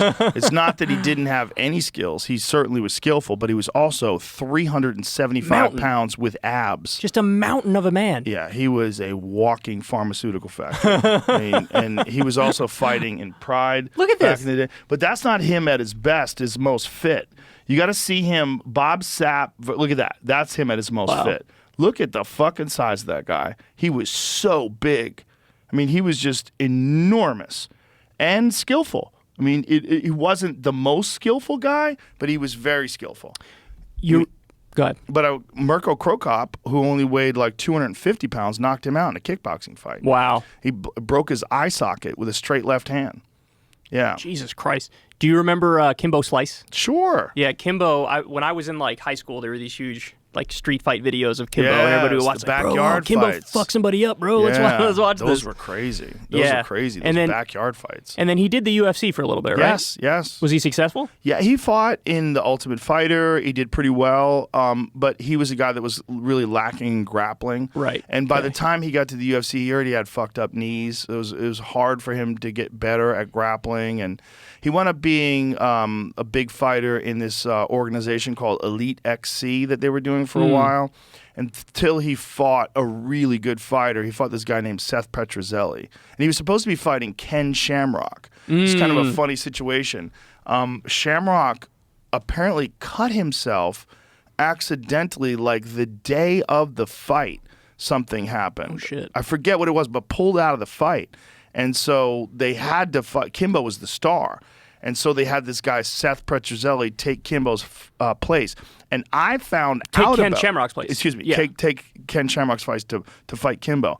I found out about it in the green room of the Punchline. I had just got off stage in Atlanta, and we were watching it on the screen, and I called it right away. I go, oh, my God, Seth Petrozelli is going to fuck him up. I'm like, this... And so it's a 6-second knockout. So it's me, and there's a video of me backstage going... Seth, this is a terrible fight for Kimbo Slice. Seth Petrozelli is going to fuck him up. Watch. And then Seth Petrozelli winds up knocking him out in 6 seconds. And I'm like, I told you. See, that shows the difference between somebody with a lot of knowledge about it versus somebody here's like this me. here. Slice. This is a last-minute replacement. I gotta think Seth Petrozelli's gonna fuck him up. If I'm wrong, you'll never see this.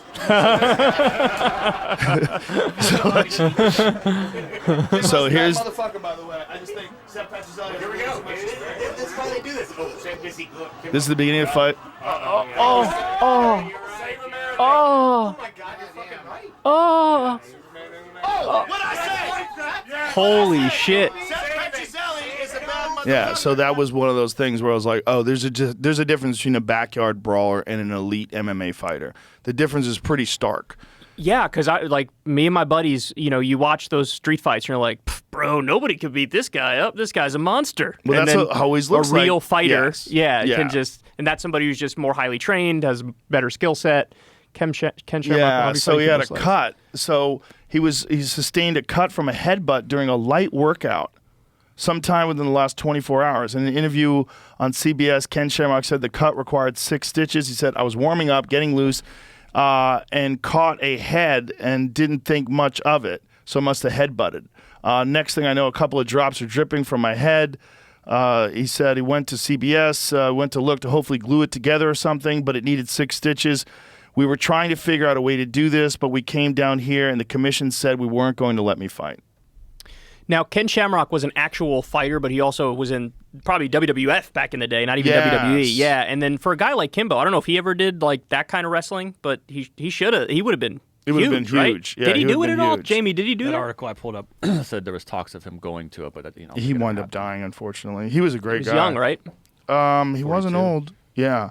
Did he die of a heart attack? I forget. Something along those lines. Unfortunate. Great guy, though. And what a personality. And, had the balls to fight in the UFC.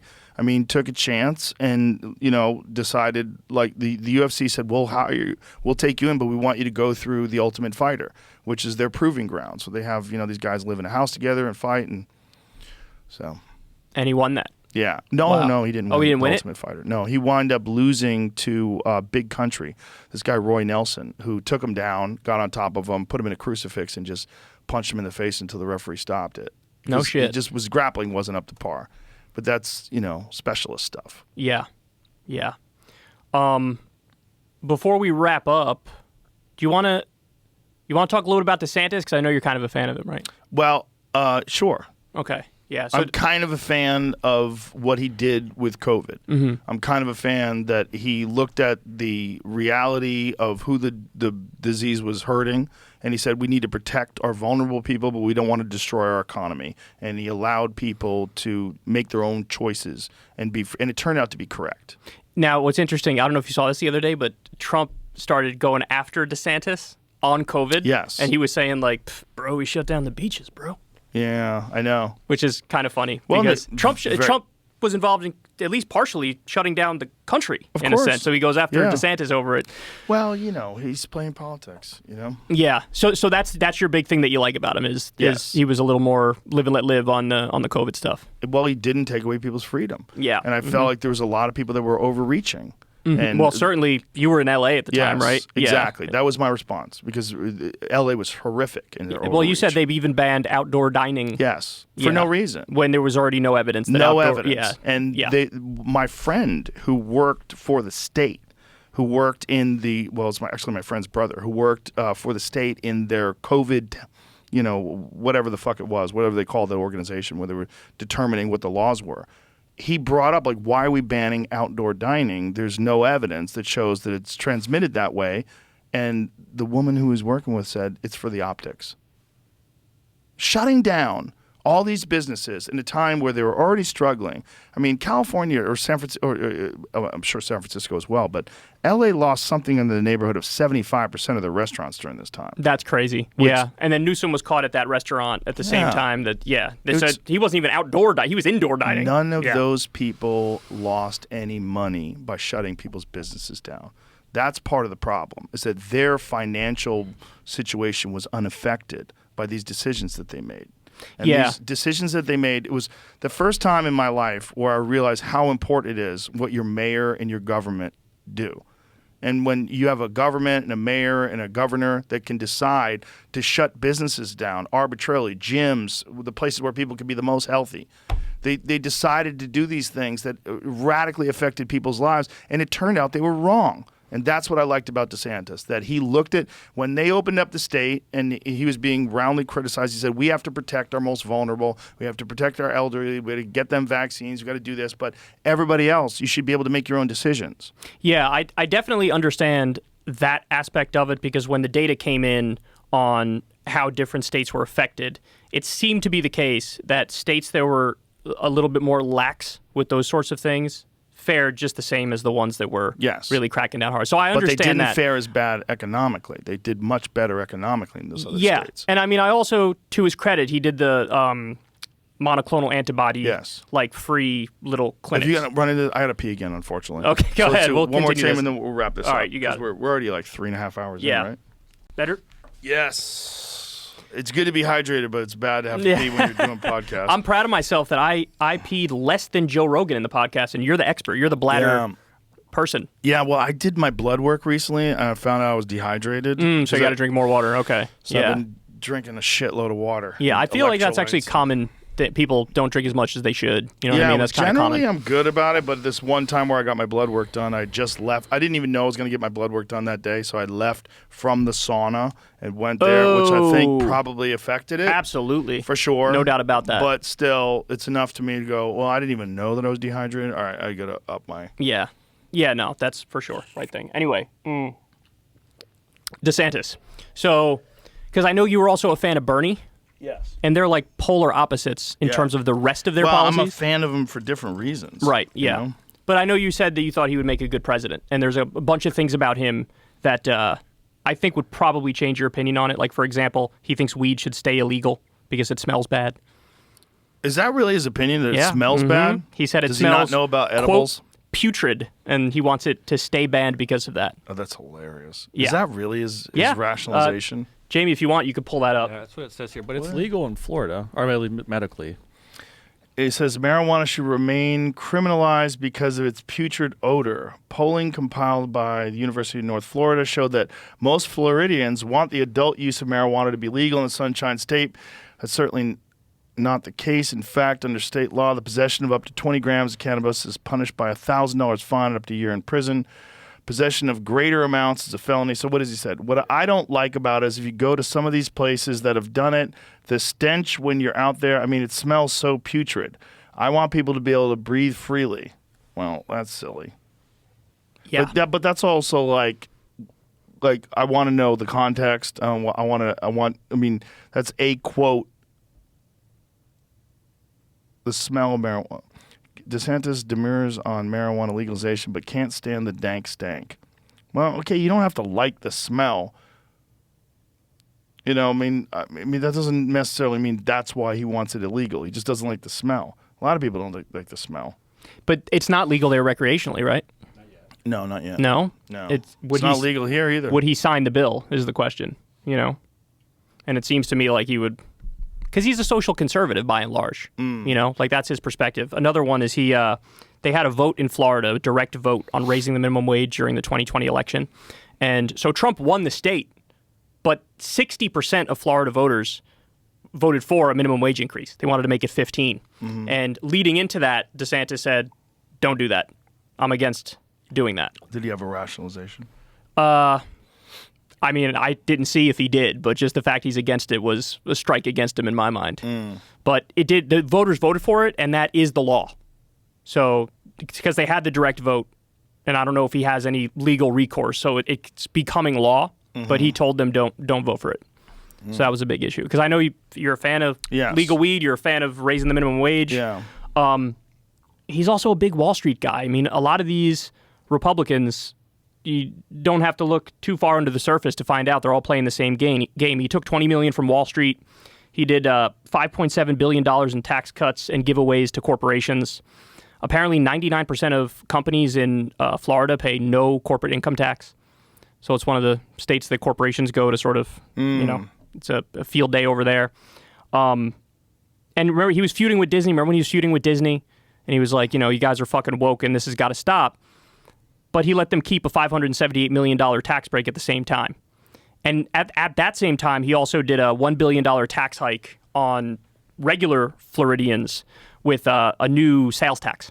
Well, the amount of business that Disney must be bringing into Florida is insane. Right. I mean, they own Orlando. Which is all the reason they don't need more of a subsidy, right? Like, let them fuck it. They'll be able to swim. They're not going to sink. Like, let them be. What do you think that is? Do you think there's just some financial chicanery, some behind the scenes? I think if you're the governor of Florida and you know how big Disney is, you might talk a game every now and then of like, yeah, we don't like these guys or whatever. They're too woke. But when push comes to shove, I don't remember he's what cutting that the was check. in regard to, the woke thing. I don't recall. It was a very specific instance. Yeah, of something. I don't either. I don't remember it either. But he had a big fight with them, but ultimately he gave them their tax break. And then the other thing is, so there's a big sugarcane industry in Florida, and they lead to a lot of pollution because they do these things called burn fields as part of like the process involved with the sugarcane. And he came in and shielded them from any legal accountability. So people can't sue them over that. Yeah, so, and the Florida Republican Party took a $350,000 contribution from the sugarcane industry, and then in turn he protected them from legal liability. And when you're saying pollution, there's particulates in the atmosphere because of the burning? Yeah, they say that because of those sugarcane burn fields, there's increased risk of cancer and red tide. Have you ever heard of red tide in Florida? That's the ocean red tide? Yeah, there's some weird ocean red tide thing. Apparently, the burning of the sugarcane helps lead to that as well, along with, like you said, the particulate matter, which could lead to cancer. The burning of it, that's like a common agricultural approach, right? Where they do that to sort of revigorize that's not a word, but reinvigorate the soil, right? The topsoil. Is that what they're doing? I mean, there's some industrial reason why they do it, but I think there was conversation around, hey, we got to regulate this. We have to make it we got to lower the cancer rate. We got to lower the red tide. We got to figure this out. And there's a direct correlation between those burns and cancer instances? Yeah, there's a lot of health problems around those things, yeah. Yeah, so he's quite the opposite of Bernie. I think he's an establishment Republican who's good at PR, basically. I think he's positioned himself. So there's two parts to politics. There's politics and there's policy.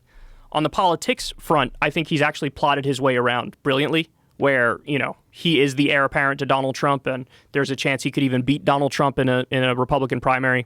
And honestly, I think any Democrat should fear him over Trump in a general election. I think even half-dead Joe Biden can defeat Trump again. Really? You I think do, so? yeah. Yeah, well, the problem is Trump has siloed himself off, and he can't shut up about the 2020 election. It's rigged, it's stolen, and he comes across as whiny. And the Republicans, under his leadership, got wiped out in the 2018 midterms. They got wiped out in the 2020 main election, and they got wiped out in the 2022 midterms. Well, people either love him or they hate him. And I don't think there's as much polarity when it comes to DeSantis. That's right. DeSantis has a much better chance of gaining back some of the moderates that kind of fled. Yeah, they just want conservative economic policies. Right. Yeah. And so I think he would be a good general election candidate, but in terms of how he governs, it would be George W. Bush, it would be George H.W. Bush, it would be Trump, it'd be all the same stuff. Tax cuts for the wealthy, super serve Wall Street, keep the military-industrial complex going. Who do you like if Biden drops out? The only person I'm interested in at the moment is Marianne Williamson, because there's some chatter about she might primary Joe Biden, and I would love that. Because, look, the problem with Biden, there's a lot of problems with Biden, but, ideologically, the problem is he has no grand vision, right? There is no, here's what I'm trying to do, here's what I'm trying to get to, here's the ideal. It's very, I call him a status quo manager. It's I'll do some tweaks around the edges here and there, we'll make some things a little bit better here and there. But he's also dead, right? He's a zombie. Yeah. And then you have Marianne Williamson, who I think she would run in the spirit of FDR. She would say, we got to go back to the Democratic Party used to be the workers' party. It used to look out for people, and we need to get back to that. So we need to do things like universal health care. We need to do things like universal education. We need to have higher wages, and that's more my politics. So right now, she's the only one I'm interested in. There's a decent chance that she challenges Biden, and I think that'll be interesting for this reason. Polls show over 60% of Democrats are we're done. We're done with this. Yeah. We got to, come on. We got to move on from this. What do you buy into this idea that that's one of the reasons why they keep finding these classified documents? Oh, see, that they're trying to push him out? I think it's incompetence, to be honest. Really? I think you have it's a fun theory, it's interesting to think about, right? But I think the Democratic establishment kind of realizes that they need him because Kamala's worse. Yeah. Kamala, I Which think, is has wild, right? Kamala's worse. Mayor Pete is worse. Yeah. These are people who are more unpopular than Biden. Yeah. They would rather take a half-dead Joe Biden than take one of those and roll the dice. What about Newsom? Newsom is plotting like he wants to run, but he would never primary Biden. He's a good little Democrat, and he'll fall in line and go through the process, and he'll think 2028 is my time. That's what he'll think. But, a lot of these people are secretly waiting in the wings for Biden to croak, and Which then he would step in. Absolutely, it could happen. And then Newsom would run in 2024. So, but he's trying to, he's starting to edge his way in there. Which, and again, for him, I think he would have a better chance than a Kamala or a Mayor Pete, but I still think he's got the slimy politician feel to it. There's a lot of stuff to pick apart in his record, as you accurately pointed out. I mean, look, this is the era of the outsider. It's the era of the outsider. Trump ran as an outsider. He won. Right? Biden was the return to normal guy. Okay, Trump's guy's getting a little crazy. Let's go back in this direction. Yeah. But it's still the era of the outsider. There's people still want something fresh, something different, something from outside of the political system to come in and bring about real change. It's not like politics used to be, where it's like if you're the most buttoned up, if you're the most clean, if it's your turn, then it's your turn. Now it's more like, holy shit, this is fucking crazy. All hell's Right. breaking loose. Let's get some people with good ideas in there who are actually smart. All right. Well, listen, man, it's always a pleasure talking to you, brother. Always I pleasure enjoyed it very talking to you. much. Tell everybody how they can consume your program, So both programs. Spotify, I'll say, first of all. Everybody check out the Kyle Kulinski Show. It is on Spotify. Check me out over there. I'm with Joe over on Spotify. It's fun. YouTube is Secular Talk, youtube.com/Secular Talk. And then we also have Crystal Kyle and Friends over on Substack, where Crystal Ball and I, this is my Spotify page here. Crystal Ball and I do a show together. We do an interview show together, and we bring people on and we talk to them, people we're interested in. And that's over on Substack. Guys are doing a live show in Austin. Correct, yeah. So we have the Paramount Theater tomorrow night, and I think we're sold out.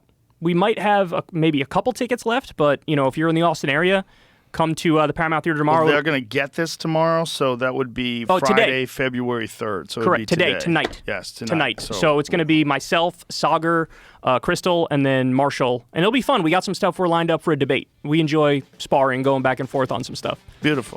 So. All anyway. right, brother. Well, Thanks thank for you having very me, man. much. I appreciate it. you. Always good to see you. All right. Bye, everybody.